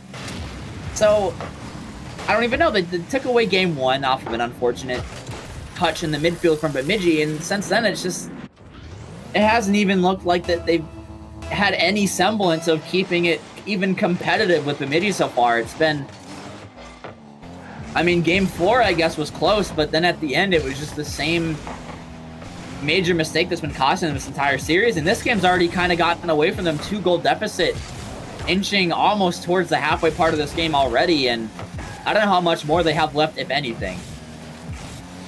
Yup, it is looking pretty tough for Mankato. That's within 1, and if Lumberjacks can just run the time and get to the end of the game, they will take this series and go to the finals and beat Mankato there. Yeah, I mean, they have to face a really steaming hot Bloomington squad. I mean, it's not over yet. They do get a goal, half the game left. But we saw a similar situation there last game and got away from them quite quickly. But, I mean, regardless, if Bemidji take away this game, or this series. Oh, tight. That's a beautiful passing play. Bomber sitting midfield. They breathe life back into the series off of just a beautiful carry from Barry. Stays with the ball the entire length of the field. The defender just caught absolutely lost, and Bomber slots it away, tie the game up. But is it enough? Is it enough for this game? Is it enough for this series? Because 3-1, Bemidji this entire time has looked into the driver's seat. They haven't really been making too many major defensive mistakes. They've forced Mankato to have to play a super nice solo play to get it around them. And so far, even though sometimes they do get it, it hasn't even resulted in a goal. And another open opportunity, but Barry's there to collect it. Their defensive line's looking a bit stronger. They're recuperating. But how long is that going to last? That shot just off the post, not finding its way in. Unfortunate. That one goes high, an open net opportunity hit wide, and the follow-up shot's blocked away by Calster. But, I mean, if Bemidji take this, again, this match ends up being more important than the grand finals because they, points-wise, will qualify to be second place and take the spot over Rhythm, and will not have to play through play-ins. And play-ins is such a tough spot to be in because you have so many teams like Bloomington that are down there that you're going to have to face if you don't auto-qualify. And it's just not a spot you want to be in to put your season on the line in that scenario. It's not safe. And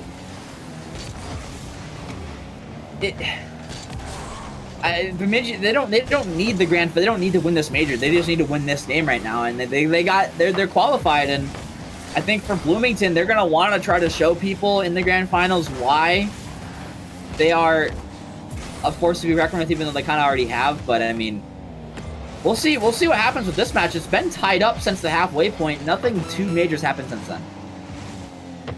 Yep, now 2-2, 25 seconds left. Going back and forth. Good defense on both teams. None can quite seem to land in the back of the net yet. That is changing though, because right now it is staying on Mankato Atlas's side, and it will get cleared to the Bemidji Lumberjack side, and Caesar gets it back. 5 seconds left. Looks like we're going to overtime. Mako hits it up. Calster can't seem to keep it up, and it's going for overtime. Now, all Bemidji has to do is put one away. 1 goal away from taking this series. 1 goal away from finishing second place in Challenger, at least for the regular season. Callister has to take it off the wall. Beats by Bomber. Takes another 50 in the midfield. Barry, low momentum. Can't get this one forward. That's a dangerous 50. Has to play the touch and does. Bomber there to meet it. Trying to send it forward more, but not really anything coming from McAllister. Has a free ball. Mako with the shot. It's off the crossbar and it's in. Bemidji take the series in 5. Wonderful game. Kind of close, kind of not. It was a game of 5. Bemidji took 3 and Mankato took 1. It looks like that would have been it. And that was the game. Semifinals over, and now we're going to see Bemidji Lumberjacks in finals with, let me check, Bloomington Maulers. A 5 seed and a 2 seed in finals, and let's see who will win. I will not be casting that one. That one will be Ari and Stewie. And yeah, I mean, Bemidji kind of clawing their way up in the bottom half of the league throughout the trade window. They kind of squeezed in Callister somehow onto the roster, who's been in the league above this many a times. So, I mean, again, just on paper, just such a strong roster. And I mean, I predicted, I don't want to sound snarky, but I did predict that Bemidji would take this in 5. It ends up going 4-1 to them in 5. And I mean, it's just, I just felt like that roster, it's just so solid. Every single player on Bemidji, yeah, maybe they don't have Mako did show really good solo playability that series. Kind of the most, I guess, mechanical on Bemidji, but their entire roster is just so quick on every ball. They're just so solid. They don't beat you with the mechanics. They don't beat you with the flashy plays that sometimes we see in Challenger. They just beat you with good, solid rotations, good commits, good communication. There's not a lot of gaps that form in any of the plays they go for, and that alone, just overall solid play in every attribute: shooting, passing, defending, boost management. They're physical. It's just so tough to beat, and I mean, they prove it there, winning in 5 games. Yep. That'll be semifinals for you. Finals are going to be a 5 seed and 2 seed. I'm still surprised that Duluth lost to the Maulers, but it is what it is, and we'll just have to see how the Maulers do in the finals against Bemidji. Yeah, that match will be happening just in a moment. So we're gonna take just a short break here, but don't go anywhere. I close my eyes and I wait for the come down. I used to live in the now. Now I'm wiser to think that we are bulletproof. Teens with thicker skin, now we just bruise. We were hopeless and we're hopeless now, but I remember we threw our fists in the air singing. I remember when we were kids, never scared.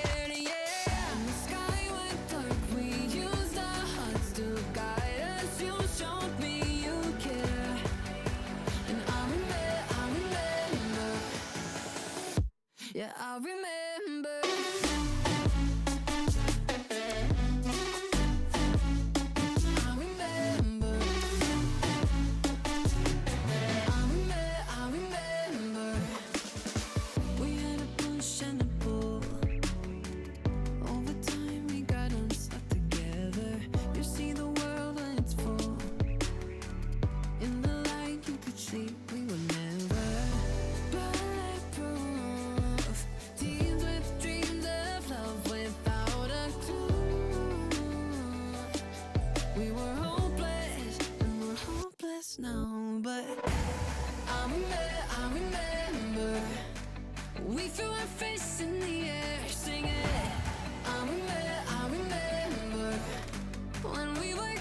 never scared, yeah. And the sky went dark, we used our hearts to guide us. You showed me you care, and I remember, yeah, I remember.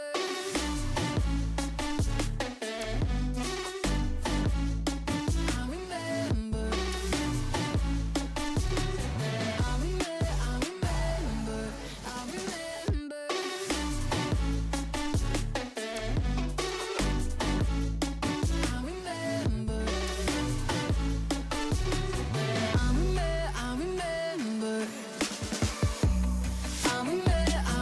remember.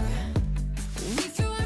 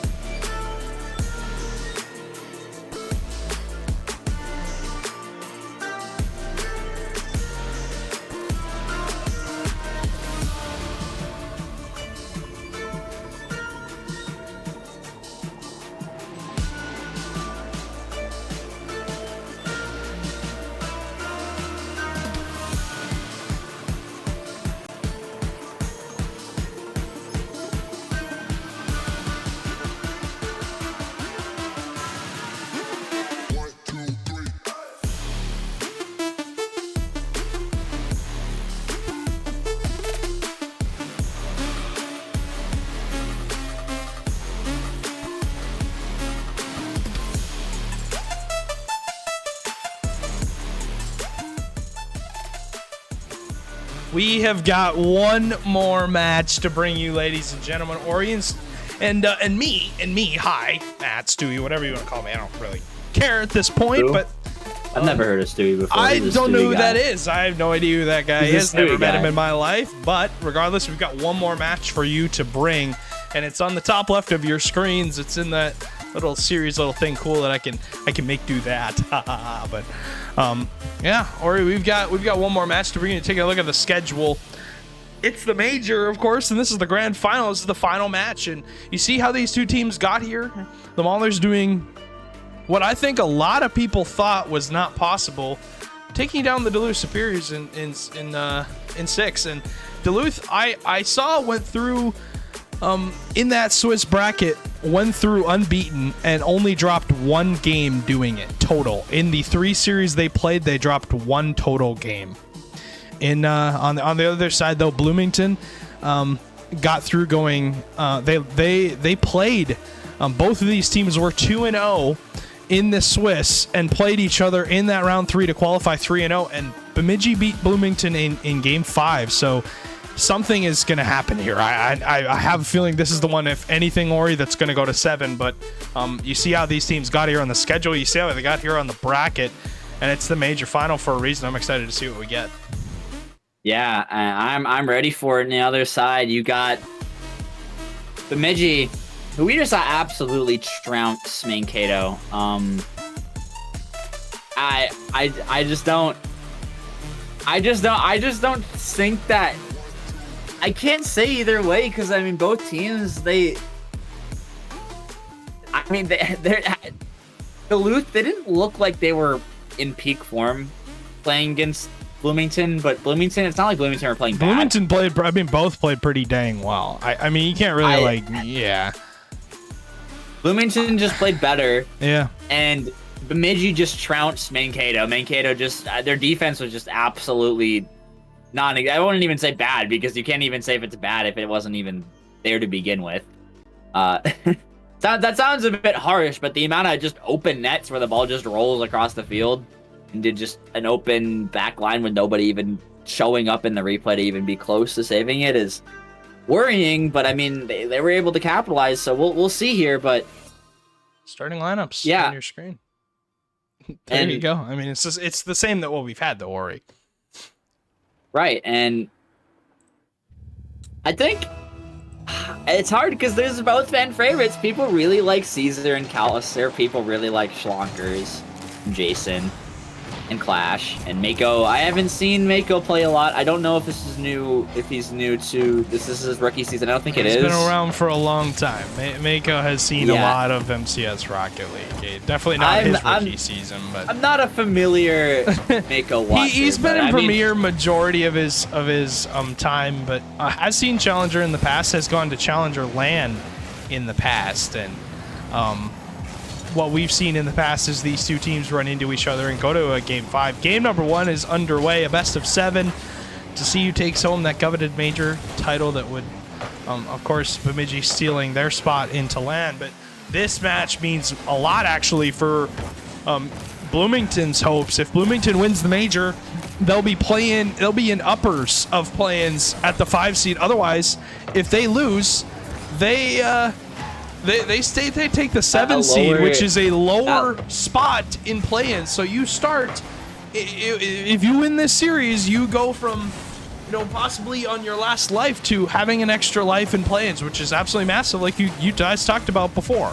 Who do they take the 5 seed over? Who's going to be dropping if they win? That's a good question, actually. Is Slonkers gets the first off of... It looks like it would be Mankato, actually. Yeah, it would be Mankato.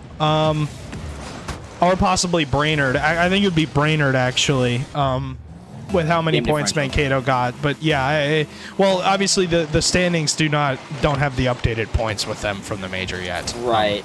I don't Mankato, believe, but... Mankato have their 13 points added. Okay, yeah. Because Bemidji have their 16. Yeah, because it would be Brainerd then. Because yeah, maybe. Well, it'd be 4 extra, so it would be they could jump up quite a bit. We'll say that. Right. But this does mean a lot to Bloomington, regardless, and you can see that because they start off with the first goal. But in that series against Duluth, just watching every series tonight, I felt like that was the most cohesive team that we've seen for the entirety of the teams. I mean, yes, Bemidji just decimated Mankato, but cohesively, Bloomington looked like they were on another level. Yeah. They just... I mean, in plans, I wasn't super baffled when they beat Duluth. Some other people were, because, I mean, they look so good in play-ins. They were red hot. Just the consistency sometimes wasn't there. Beautiful demo comes out, and as I'm slandering them, they score another one to pile it on, making it 2-0. And it's Clash and Schlonkers again. They're combining. They've combined for quite a bit of goals in this tournament so far, and respectively, Jason Wolf is the obviously the top pick on this team, the most important player, you could say, the MVP candidate. He has not had to do very, very much. He's had to have great performances. Yes, in Swiss, he had an incredible performance to lead them into a Game 5 win, but he has not had to, he hasn't gone Super Saiyan yet, really. I mean, maybe we'll see it in this final, and that's really the question mark for me is, what Jason Wolf do we get? Do we get the Jason Wolf that is all bark and no bite, or do we get the Jason Wolf that is going to decimate Bemidji's defense? Because if we There's get a lot of bark and no bite players in. I will say I'm not that. gonna say yeah, who. that's I'm not gonna true. say who, but there's a lot of those players But who. so far, They it's have a lot of. it's yeah, Clash they have a lot and of Schlonkers, technical- Ori, so far. It has been, and Schlonkers arguably could have gone Challenger last season. But he's here, and he's technically not in Challenger, but I mean, he's been playing Challenger ever since the roster changed. Ryuji decided he'd be playing both Rising Star and Challenger. Bit of a commitment, but so far it's been working out roster-wise. I mean, Schlonkers is just a player that, I mean, he's quick, his challenges are nice, he gets good follow-up touches, his on-the-wall control is really solid. It's just a good all-around player that you can just kind of slot into any situation, and it'll be a good player. How in the world has that one not gone in to Bemidji's side? Good touch. Jason Wolf was demoed on the backline. Clash just to clear the line and does. Monster clear all the way down the field. Is going to have a free follow-up. Puts it across the front of the box. Nobody home for Bloomington, but Bloomington don't even need that. They're up 3-0 in this game. And the major final so far in this best of 7 has started off with Bloomington on the hot foot. And you talked to it, they're on fire this tournament. They're playing some great Rocket League. And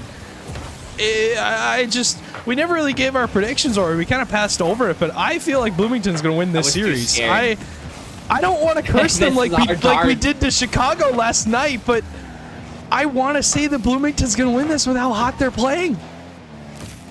Oh, don't do this. It's hard. I don't think casting them. I don't think cursing them is going to be enough. You're going to need to turn off one of their monitors or something, because they're just too good. I mean, Callister, though, he has a solo play up to the high backboard, and it's blocked away by Jason.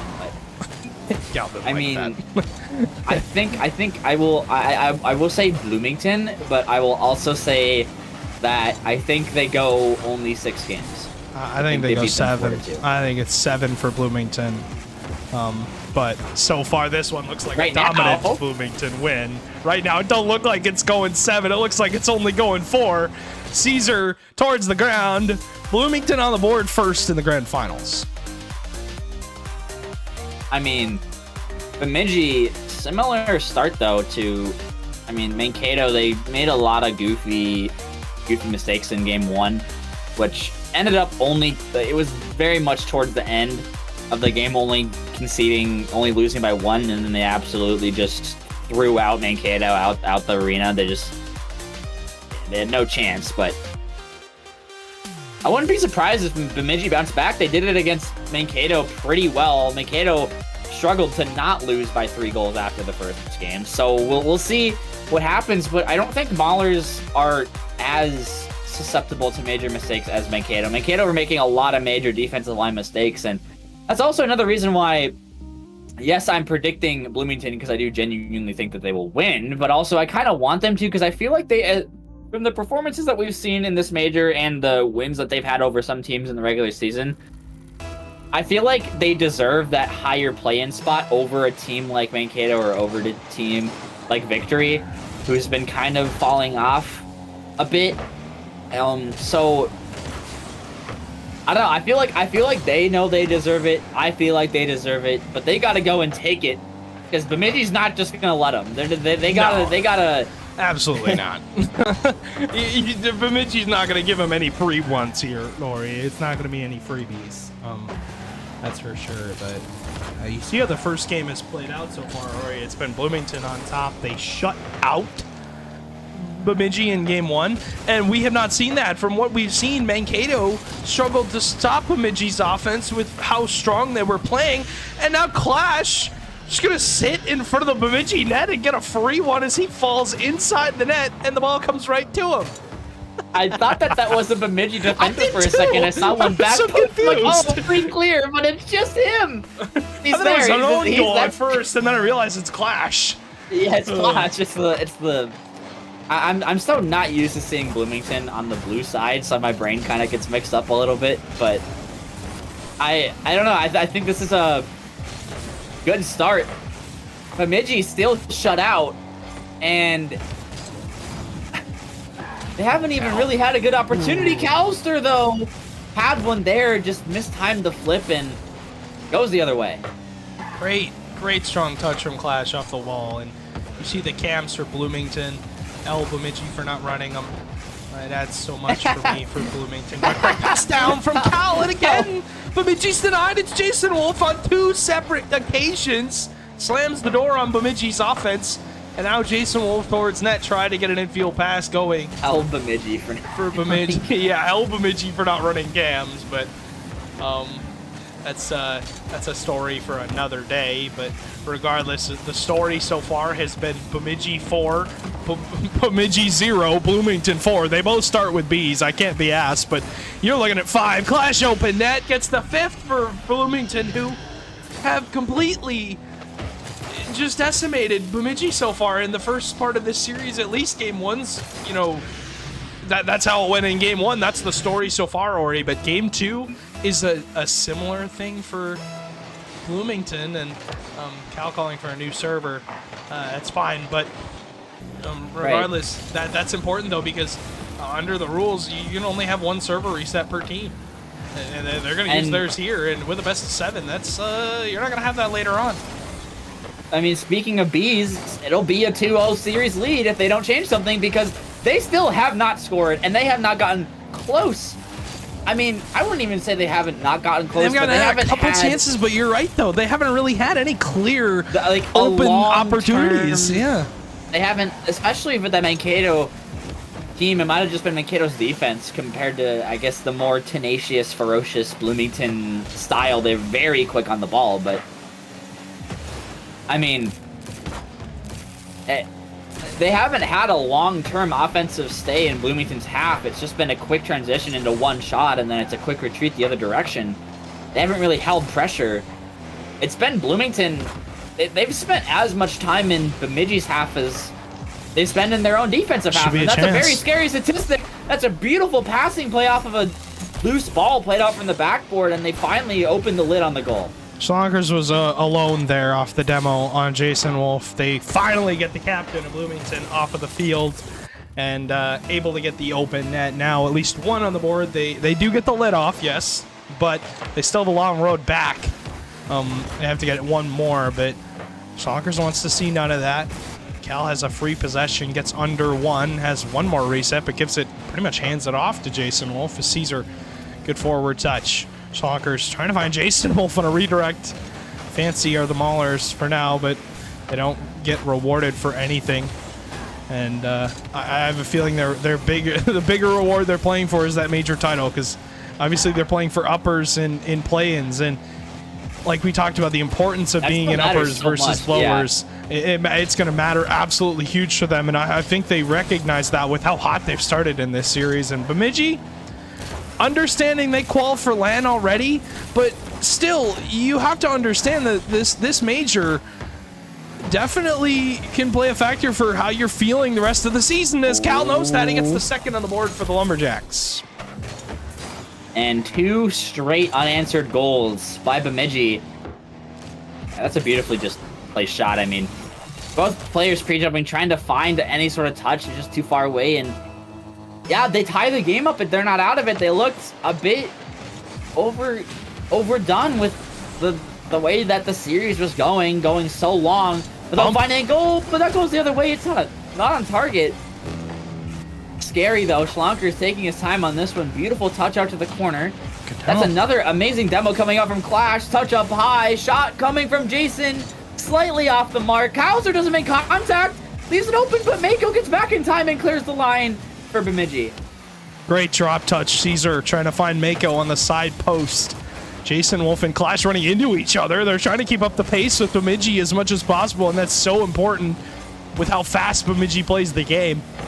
And the Lumberjacks into that end have to hang on defense. A demo comes in. Mako gonna have nothing, gonna try and fall on the ball, but Clash takes it off his head. Jason Wolf spawns ball side, gonna find Clash on outlet. Clash has been hanging downfield a ton, running interference on this Lumberjacks end, and this is what the Lumberjacks were doing to Mankato so well, was finding bumps and demos, and now Bemidji having it shoved back in their face, courtesy of the Maulers, who are keeping true to their namesake. Off the sidewall, Mako, does he have a shot at 0 seconds? It's going to be cleared a long clear downfield. Jason Wolf wants to see overtime in game 2. Yeah, and I mean, game 1, I feel like, yeah, it sets the tone, I guess, for the series, but every game past that is so important, because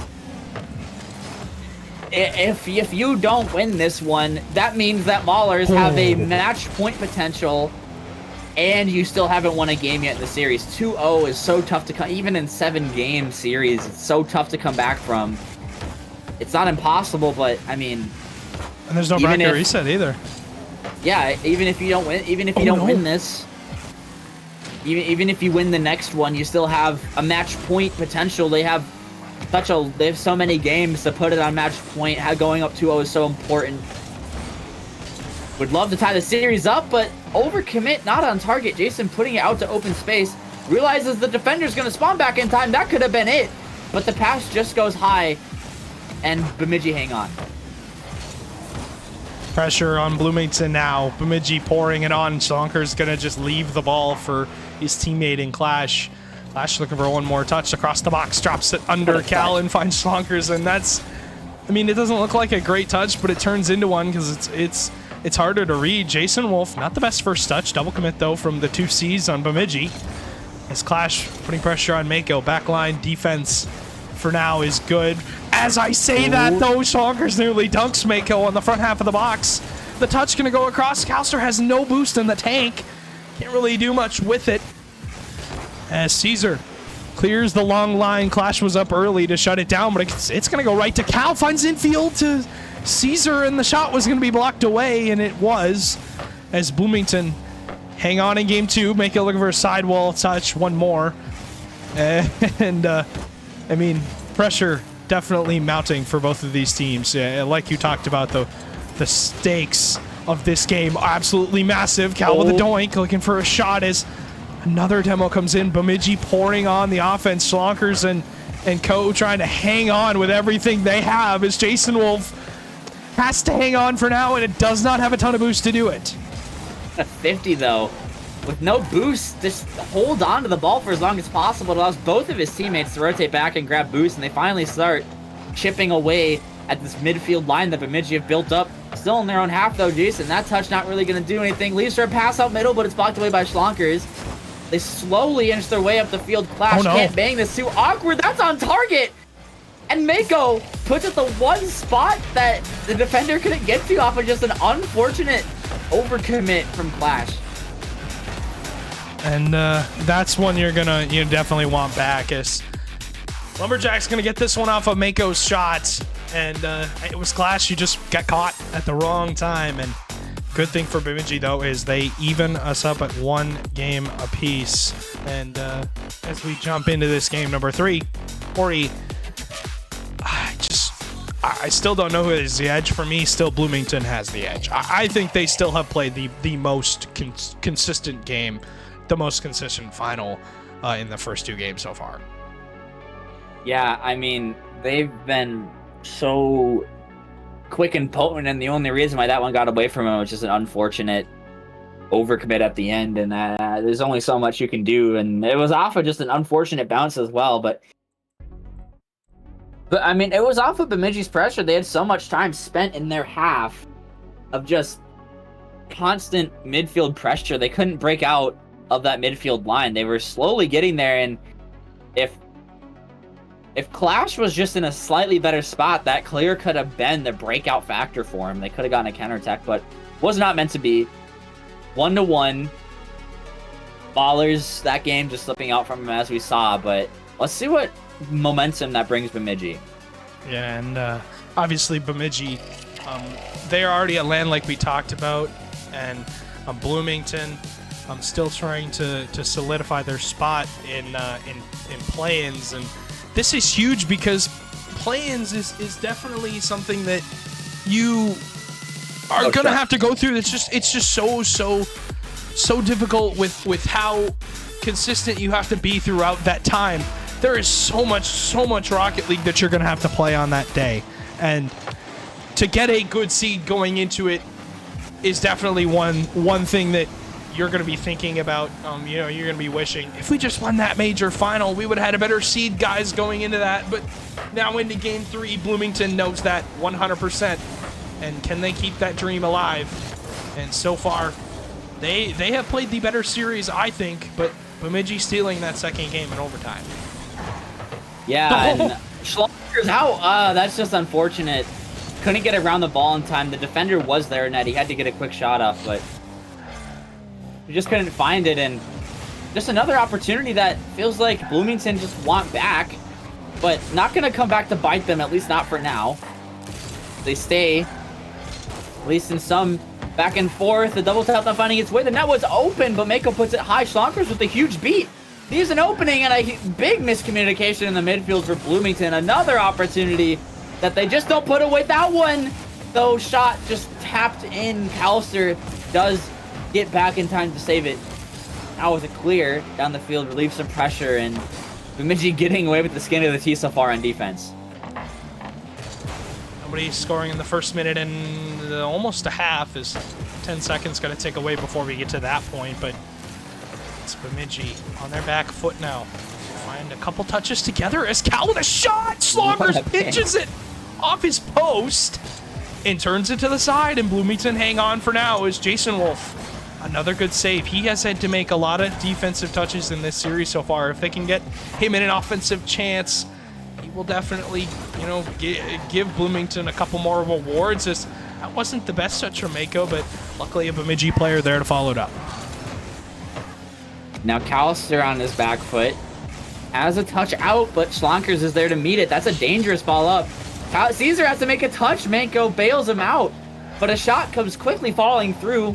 So much pressure now. Flurry of offensive opportunities coming out from Bloomington as they still put more and more pressure. How much more do they have to put on until something breaks on the side of Bemidji? That defensive demo though clears the way for Caesar to take control on the sidewall. Uses all of his boost to try to get it downfield, but doesn't find anybody. Big open space on the backline. Jason, what does he have? Pass out middle, just not there in time. Mako there to meet him on the back foot. Clash unable to find a 50 in the midfield. Schlonkers goes missing on the touch. 2v1. Jason makes the beautiful save, and they stay alive.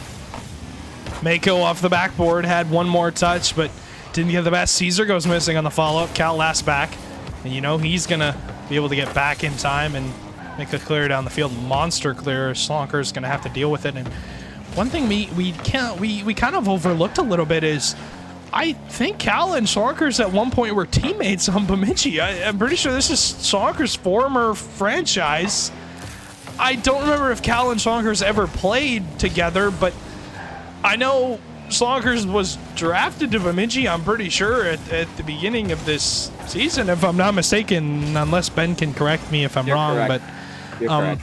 yeah, this is Slonkers against his former franchise, and if I were him, I'd definitely want revenge for this, but he has been playing some incredible Rocket League today, and as I say that, he misses the ball, but his teammates bail him out.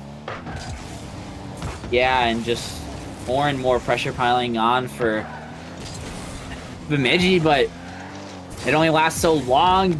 Loose ball in the midfield ends up in the side of Bemidji as another one goes towards their Maulers, the defensive end, but only lasts so long. Just big booms off the corner, not going to get you that far. You're going to need a shot eventually. Jason's there to meet it now, scrambling back the other way.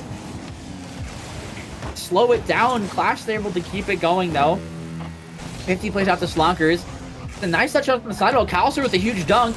Nice bounce plays out, but Jason patient on the sidewall. Doesn't let it go, and so far a 0-0 game 3. With how high scoring these have been so far, it's so uncharacteristic. But, I mean, that's exactly what's so entertaining watching these teams go back and forth, not one budging just yet. Shot after shot falling through, save after save coming the other way, and no team able to find an edge so far. This has Game 7 written all over it at this point. Game 5, obviously, they went together into the group, into that Swiss stage, you know, and Bemidji ended up taking it, but Bloomington don't want to see that happen again. They want the revenge.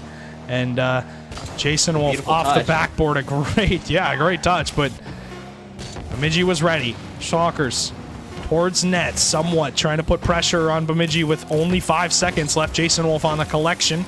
Gets by one. Caesar, 50s, it's going to go across. Slonker's there to kill it down. He actually hits it forward. Clash going to leave it. Cal leaves it. Overtime in Game 3. We have back-to-back overtimes, and if history repeats itself, Bemidji is going to be up 2-1. I mean, yeah, I think it was Clash who elected to leave that down, but I mean, if he got the touch, it didn't look like Bemidji was going to be ready for it. Could have been dangerous. As that 50 is dangerous, but it goes the other way. Schlonkers almost hits the redirect. Caesar goes the full length of the pitch in just a blink of an eye. Jason gets Wolf. there in time. Beautiful shot. Oh! Top bins around the defender. Are you kidding me? He pre-flips into the shot, and you can't place it better. Top left, Jason Wolf has another moment where he just seems to show up for Bloomington. And this guy just will not let Bloomington die and puts them up 2-1. I mean, I think we know what version of Jason Wolf we're getting. You asked earlier. Yeah, and I think he there's answered. definitely a bark there. There's definitely a bark there and a bite. There's both We're getting both. That's what we're getting. I mean, That this shot guy. bit Lumberjacks pretty hard in the rear end there. History, in fact, did not repeat itself. No. History, in fact, did not repeat itself. Not even close. That was an incredible shot. And now, with the series at 2-1, my bad, I didn't change it on here, but there you go. Now it's at 2-1. With the series at 2-1, Ori, do you feel like Bemidji needs to change anything as far as the series goes? Because Jason Wolf just had 4 saves by himself. They kind of need to like score the ball in the net. 0 goals?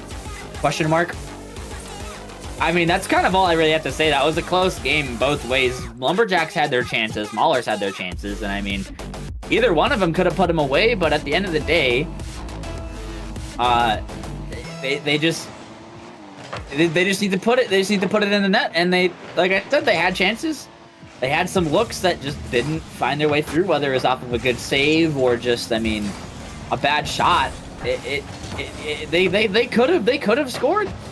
They had. It's not like it was out of their reach. This one, though, is very scary for Callister. Gets faked. Nice shots. Slonker's in the 1v1. 0 boost. Does not care. Grabs a small pad. That's all he needed. Callister just shuddering in fear. Go low, high. Where is he going? Doesn't matter. It's in the back of your net. Slonkers knows. This man just made a 200 IQ play there, and the reason why is he pops the ball up to get Cal to jump, and as soon as he sees Cal jump, Slonkers knows he has to flip into the ball. He's got to get it a little bit higher than Cal, because Cal's going to be falling down as he jumped. So he really just catches him on the timing of it and understands where Cal's going to be when Slonkers closes that gap. And 1-0 Bloomington on the warpath at this point. They stay red hot like they have so far. And Slonkers is not the best touch. Somehow that's not in their net. The plot armor is huge on Bloomington at this point. All it takes is one little bit of hesitancy, and that's all it's going to take. A slight slip up on either end, and it's all it's going to mean at the end of the day. And I was going to comment on Shockers 1v1 again, but I mean, just one slow 50, just slightly half step behind the ball, and it just gets beat out middle.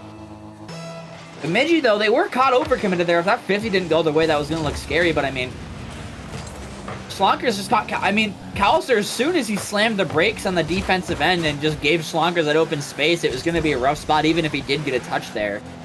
So, I mean, it's just, again, just taking advantage of that ever so slight glimpse of a mistake, of hesitancy. And at this point, with the way these teams are playing, that's all it's going to be. Super high-level challenger gameplay. It's beautiful to watch. Jason, that shot, though, just doesn't have the legs on it, and Bemidji escaped with another open look, another open opportunity for Bloomington, and Slonkers yet again answers the call and puts it away. The sub is just decimating Bemidji's defense at this point. A great follow-up. Cal was run into on that play. Had a little bit of a problem to deal with there for that defender. And Slonkers going to get 1 on the board. And get the second, on the board.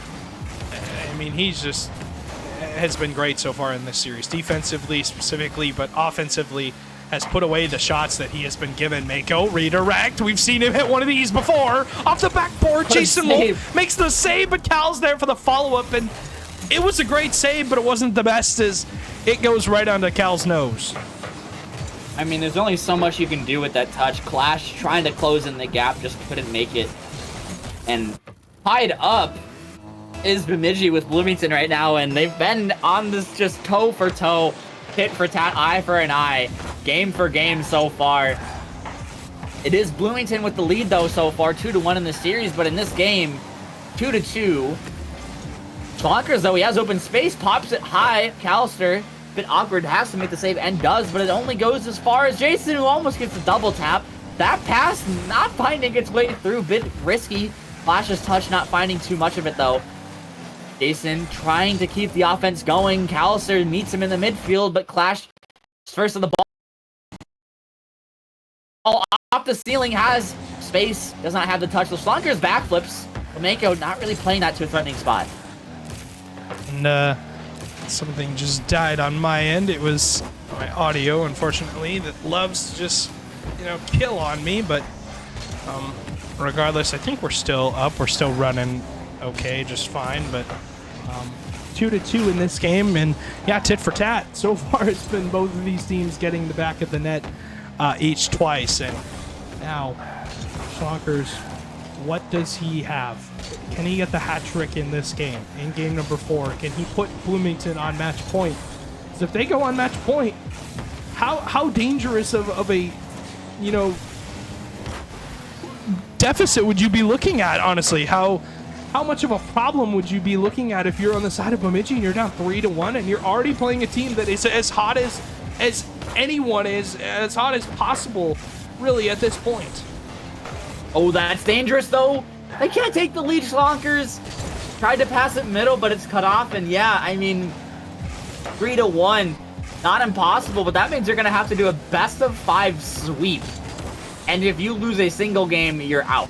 You're done, and that's the major for you. I mean, they get their land spot, but I think they're going to want a little bit more. Caesar putting that one away, making it interesting, taking a 1-goal lead.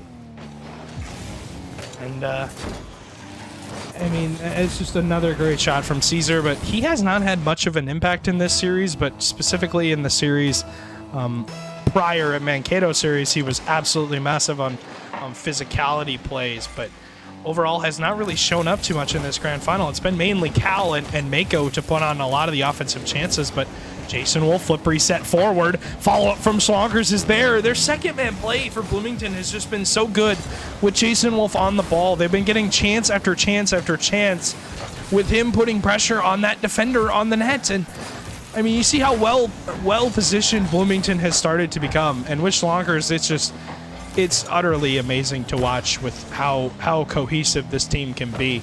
And now down 3-2 in this game. What do they have as Caesar's looking for a shot, but Slonkers denies it away. Jason Wolf on the counterattack. Can he drop it middle, but he pitches it too hard, and it was essentially a 2-on-0 worry that they aren't going to get. And now on the counterattack, Bemidji trying to find the 4th and seal game number 4 and even up the series at 2 apiece. Caesar may have done it on the counter. Another one, this one a little bit larger than last time. Mako, though, misses the shot, and back and forth, end to end for both of these teams. Bloomington, what do they have with 8 seconds? Maybe it's a follow-up, but Mako cuts it out. Slonkers towards net, bottom right, but Cal gonna turn it away, and that one likely gonna hit the ground, and it will. And Bemidji will even us up at 2 games apiece. Yeah, not without kind of wiping the sweat off their brows, though.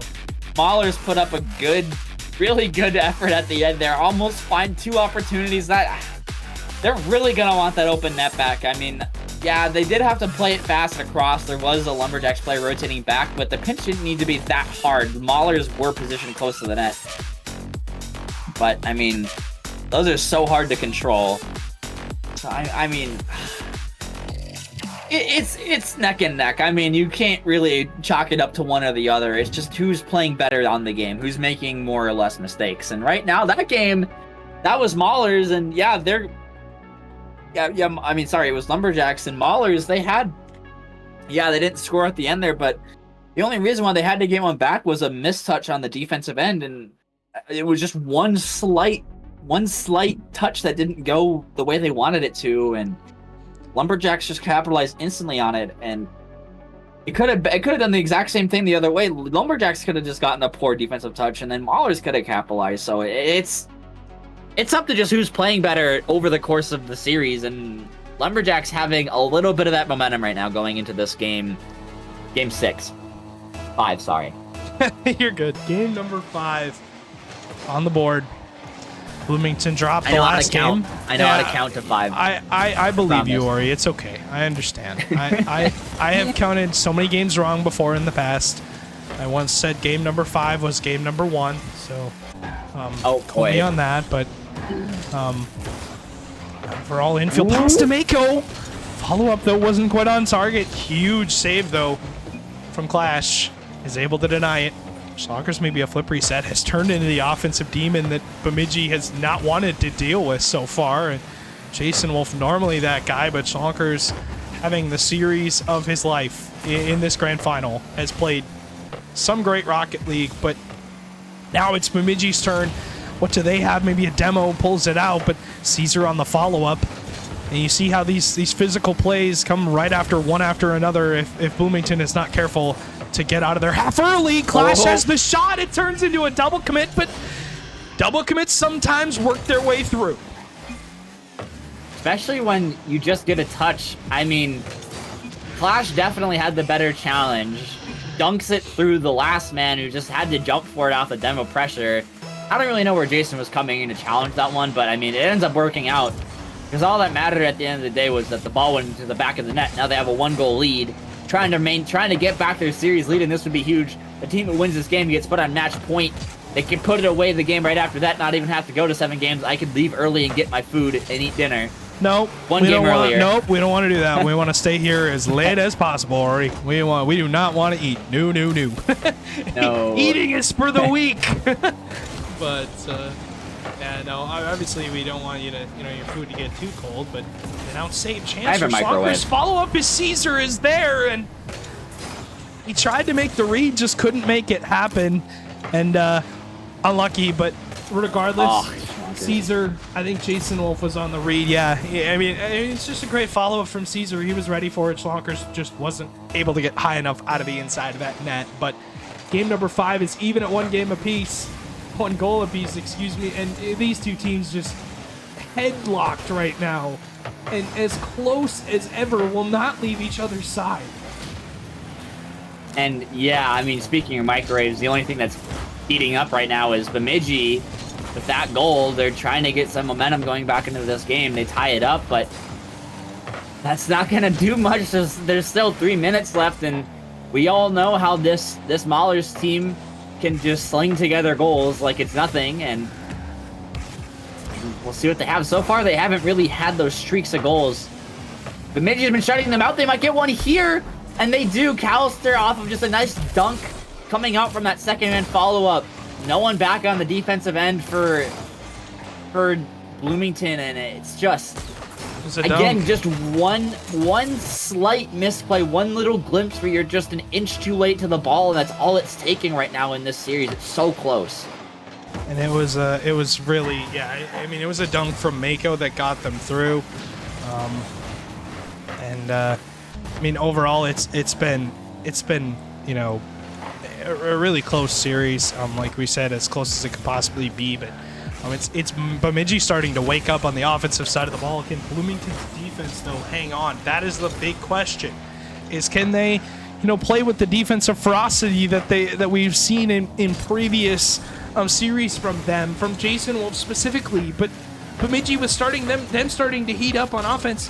How long can Bloomington hang on? I don't know, but offensively, Bloomington has not scoured away from this challenge that Bemidji has really sent their way. And overall boost, really, for me, going in favor of Bemidji, starting to go in favor of Bemidji, is they have locked Bloomington in their half the past minute and a half. Yeah, but I mean, all it takes right now is just one push away on the offensive end. Clash sticks out his tongue on the defensive end and just barely gets there in time to get that save. And they stay alive with a 1-goal deficit. How long is the deficit going to last, though? That one booming across the net. No one there to redirect it in. Mako taking it all the way across the field over to Caesar. Clash not really finding his way through. Callister overcommitted. Jason has an opportunity. Doesn't have the shot, though. Pinches it up high. Caesar just doesn't make the touch. That's an opening. Slunkers, his touch just doesn't go anywhere. And that's another opportunity where I feel like Wallers just kind of played themselves on the offensive end. Callister, sidewall gets a bump and kind of, I thought, stole the corner boost as a chance for Mako out of that corner. 56 seconds left. What do Bloomington have? Can they even get out of their half? It's Jason Wolf to do it, but Cal dunking him on the front side of their box, trying to keep them in their half and lock them down for this, what would be Bemidji's series point and major final championship point. But Jason Wolf on the sidewall has one more touchdown from Bemidji. This is Bloomington's somewhat of a chance, but Cal shuts it down on the sidewall. Clash towards net. It's going to drop down somewhat, but Caesar there on the backboard, and you see the backboard reads that Bemidji makes. And one of the toughest teams to get off. Jason Wolf towards net. It's saved again by Cal, who is holding down the back line for the Lumberjacks for now. Clash gonna hit one forward, but Caesar's there to clear the line. Only 10 seconds left. Slonkers doesn't get the best first touch and kind of loses control, and Mako dunks him for it. Jason Wolf has to hit the ball away, and now with low time on the clock, is anyone home for Bemidji to hit the ball straight down to the ground? It's Jason Wolf, though, for Bloomington to keep it up. Slonkers towards net. It's on the backboard, but it wasn't on target. And the Lumberjacks are one game away.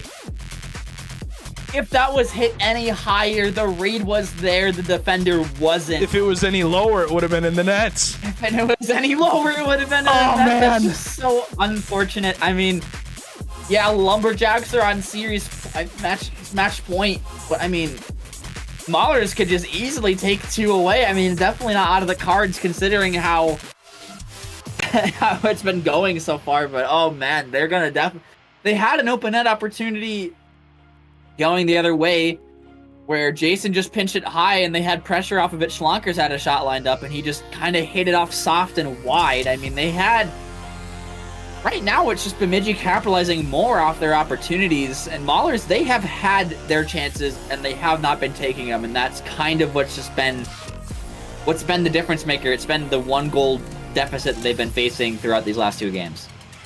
Now with this series going to a 6th game, I mean, you see Jason Wolf on your screen, obviously talking through, trying to understand what Bloomington need to have to do differently to get this to a game number 7. They're going to have to really dig deep here. First, I mean, you have to go to Neo Tokyo and win it and go to game 7 to even go to game 7, but I don't think Bemidji wants to see that. Cal has seen too many game 7s in his time in the MCS, and he's been on the winning side of them, has been on the losing side of them. I don't doubt Jason Wolf has either, but if Bemidji can put this away now, we avoid that illustrious Champions Field. But I don't want to avoid that illustrious Champions Field. I want to go to Champions Field and see Game 7, but Bloomington have got to do some work. Stewie's going to be sitting in the stands with his hot dog bun and his please, $10 no! and his $10 overpriced beer that they sell you. And he's going to be jumping around like a little kid on a Christmas day. But right now, that dream is being shut out by Bemidji, who put themselves up 1-0, 40 seconds into this game. And we've seen 2 massive blunders from the Maulers so far. Clash had an open net, didn't make the read. Jason Wolf then tapped it on a bad bounce, and Jason Wolf going to get one back, though, as Clash reads the sidewall touch and the miss comes out, and right off the kickoff you see it from Clash's POV, and the guy just cheats up perfectly, gets the shot and gets the read. As the miss comes out from Bemidji, they give it right back to him. We figure we're going to game 7, and 1-1, 4:16 still left in this game. There's still plenty of time for mistakes to be made. Cal under 1. Slonkers though able to shut it down and quiet down that Bemidji offense for now, as Jason Wolf towards the net, but monster clear from Cal all the way down the field. Gonna put Bloomington in a tough spot here as they have to make back-to-back reads, and Bemidji on the prowl. Yeah, but that doink from Clash is gonna halt their offense only for so long. That shot almost finding its way through Clash. No boost, Mako no 1v1. What does he have? The fake comes out, but he's not phased by it. Holds his line, and Bemidji survived just a few seconds longer. But they're playing this one dangerously out in front of their net. I do not... That was a very risky play. They get away with it for now, but pressure still on the side of Bloomington as they still haven't gotten past out the midfield line. Schlonkers now with an opportunity to make a 1-goal lead. Pass out to Jason's block. Follow up by Clash. Floats it towards the net. That's all it's going to need. Jason giving it a little tap in just to secure it, and they find themselves up by 1 with 3 minutes left. And if you're Clash there, you get this shot on the target. You get that one back. You get the mental reset. But I mean, Jason just making sure it goes in the net. He's not trying to steal Clash's goal. He's making sure it gets there. Because now Bloomington up 2-1. And this is huge. Would be huge for them is Caesar, someone gets bombed, but still has the read. And I thought Jason Wolf ran into him, but Caesar still walks his way through the defense. I alt-tabbed for literally 5 seconds to check on my homework overdues, and it's just in the back of the net. You still have homework? I'm still in high school. believe it or not. I didn't realize yeah. that. My bad, friend. My bad. I do graduate early. Graduate in January. Oh, Got a lot of nice. time to. Nice. Yeah, it's pretty neat. What would be really nice is if they took it to Champions Field. Although I do want to eat food. I think I want to go to Champions. the entertainment value out of a Game 7 between these two teams. I also really just want Bloomington to win more than I'm hungry right now. So they kind of need to take it to Game 7 to win the series. And they need a goal to win as well. That's a beautiful play from Clash to just really fake out the defense. Try to go for a demo, but it ends up not working out. Jason all by himself in the net, but Mako won't take that anywhere threatening. That was a big, scary moment for Bloomington, but they get away with it. Now they have a getaway opportunity here on offense. Not able to find anything clear out. Clash is there to meet it, gets a huge beat. Last man all by himself. What does he have? Nothing really threatening coming out, and Bemidji just still trying to break through this midfield line of the Maulers. Jason Wolf putting pressure into that Bemidji corner. Calster, though, makes the read. Slonkers gets it off the backboard. Mako, the clearing touch, finds Cal. A great touch on the sidewall, but kind of throws it away. And Jason Wolf on the collection, finds Clash. Back to Jason Wolf, now off the backboard. Cal, tough read, goes missing, but Mako able to put it away. Infield pass for Slonkers somewhat there, but Slonkers couldn't get to it in time. Cal with no boost. Gonna kind of give the ball to Jason Wolf. Good first touch. Caesar, though, will cut it out early. Slonkers towards net. Cal, you remember, he has no boost here. Is Mako the only one with anything, but Jason Wolf doesn't make contact, and that just turns into a clear for Bemidji, and nerves are peaking at the moment. They have to be, as Game 6 is all knotted up at 1:18 to go. Just over 60 seconds left in this game. 70 now, as it's in the Bloomington half, and Bemidji has the offensive pressure. Cal, bar down and in, gosh. and that's just placed absolutely perfect. Finally, they break one through, and just so much anger on the side of Calster. That shot after shot saved by Jason. Finally puts it around. I have to put it off the crossbar to get it, though. And I was about to say, Bloomington, for playing so aggressive on offense, their second man's been playing a lot more scared on the offensive end. They had opportunities where the backboard read was slow, were not there, or they just go missing like that, and their second man's just playing so reserved that they're not able to capitalize off of it. And even now, that was a shot opportunity. No one was in net. Mako just sitting under the ball with low boost. And no one's there on Bloomington to capitalize. Bemidji are happy to play the possession game and solid these last 30 seconds. You see every single time they touch it, it's a catch. They force Bloomington to play aggressive. They're trying to solve this out. They don't want to see championship. They want to see this in 6 games, and they're going to find it if this keeps up. Mako with a beautiful angle.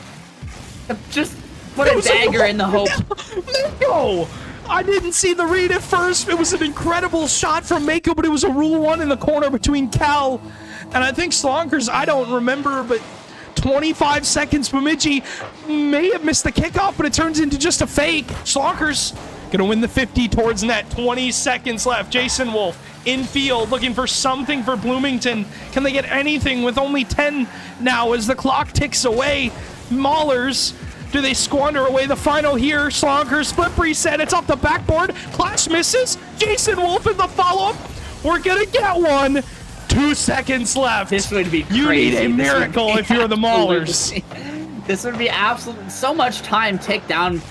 Callister ends up not keeping the ball out of the net in the end, but it went from a 10-second tying goal to 2. That's so much time ticked off the clock. They need a kickoff to go up in the air, and they don't get it. It flies towards their half. It hits the ground. Lumberjacks take it in 6. And Bloomington facing single Elam going into the play-in bracket. I mean, that was just as close of a series as you could possibly make it. You see the love between the two teams. You see how it's happened. And Bemidji, an incredible performance between Cal and Mako in that game number 6.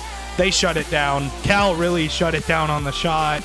And he put them up by 1, and then Mako put them up by 2. And Bloomington really ran the bracket, got all the way down to that final, and just couldn't put it together in the end. But I mean, you see the 4-2, Ori, they gave it their best shot, and you got to give it was to all them. It was one as goal close game. of a series. Exactly, it was as close of a series as you could possibly make it. And I mean, you have to tip your cap to Bloomington, who an incredible run with a sub too is just insane. But I don't really think Slonkers is going to be a sub. And I don't. you think about consider now him with a sub. them in play-ins, Ori. Do you think they run play-ins now with how well they played today? Yeah. I mean, they can only lose once, but I mean, they went an entire day without losing. They almost went 2 entire days without losing. So I wouldn't put it past them, but I mean, I think part of that was they just caught a lot of teams off guard with how well they played for how low of a seed they were. So I think maybe they might have a tougher time since teams are expecting that level of play out of them, but I mean, we'll see. And obviously, you see with how this game ended, with how the bracket ended, Bemidji going to take it. The major champions are your Bemidji Lumberjacks for Challenger. And can't wait. Yeah, I can't wait for play-ins either. It was an incredible time here today. And Bemidji going to win it in 6. And honestly, not really what I was expecting, Ori. I expected it to go at least 7, but I expected it to be a close series. And shout out to Bloomington for their run, taking down Fargo and Duluth while making it to this final. That is 2 at least top 5 teams in Challenger. I mean, you don't win the final, but you show how much strength you have as a team and how much, prowess you have as a roster.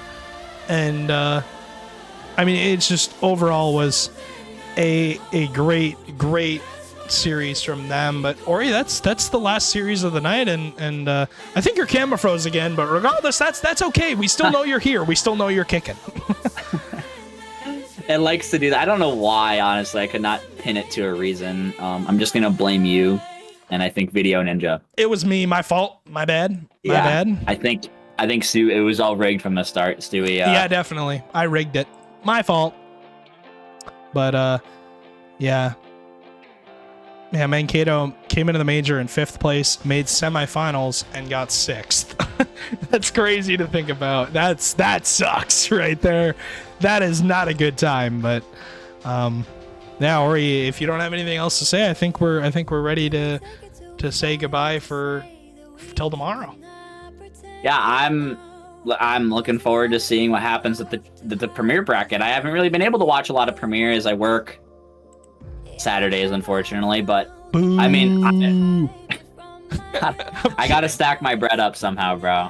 College is expensive. Definitely it is. And all right, well, friends, we're gonna say goodbye till tomorrow. Obviously, Premier gonna finish their bracket and go through all 8 teams we're gonna go down to 1 and crown a final major champion, and then we'll have a bit of a break until play-ins. But until then, friends, we will see you tomorrow at 3 p.m. CT.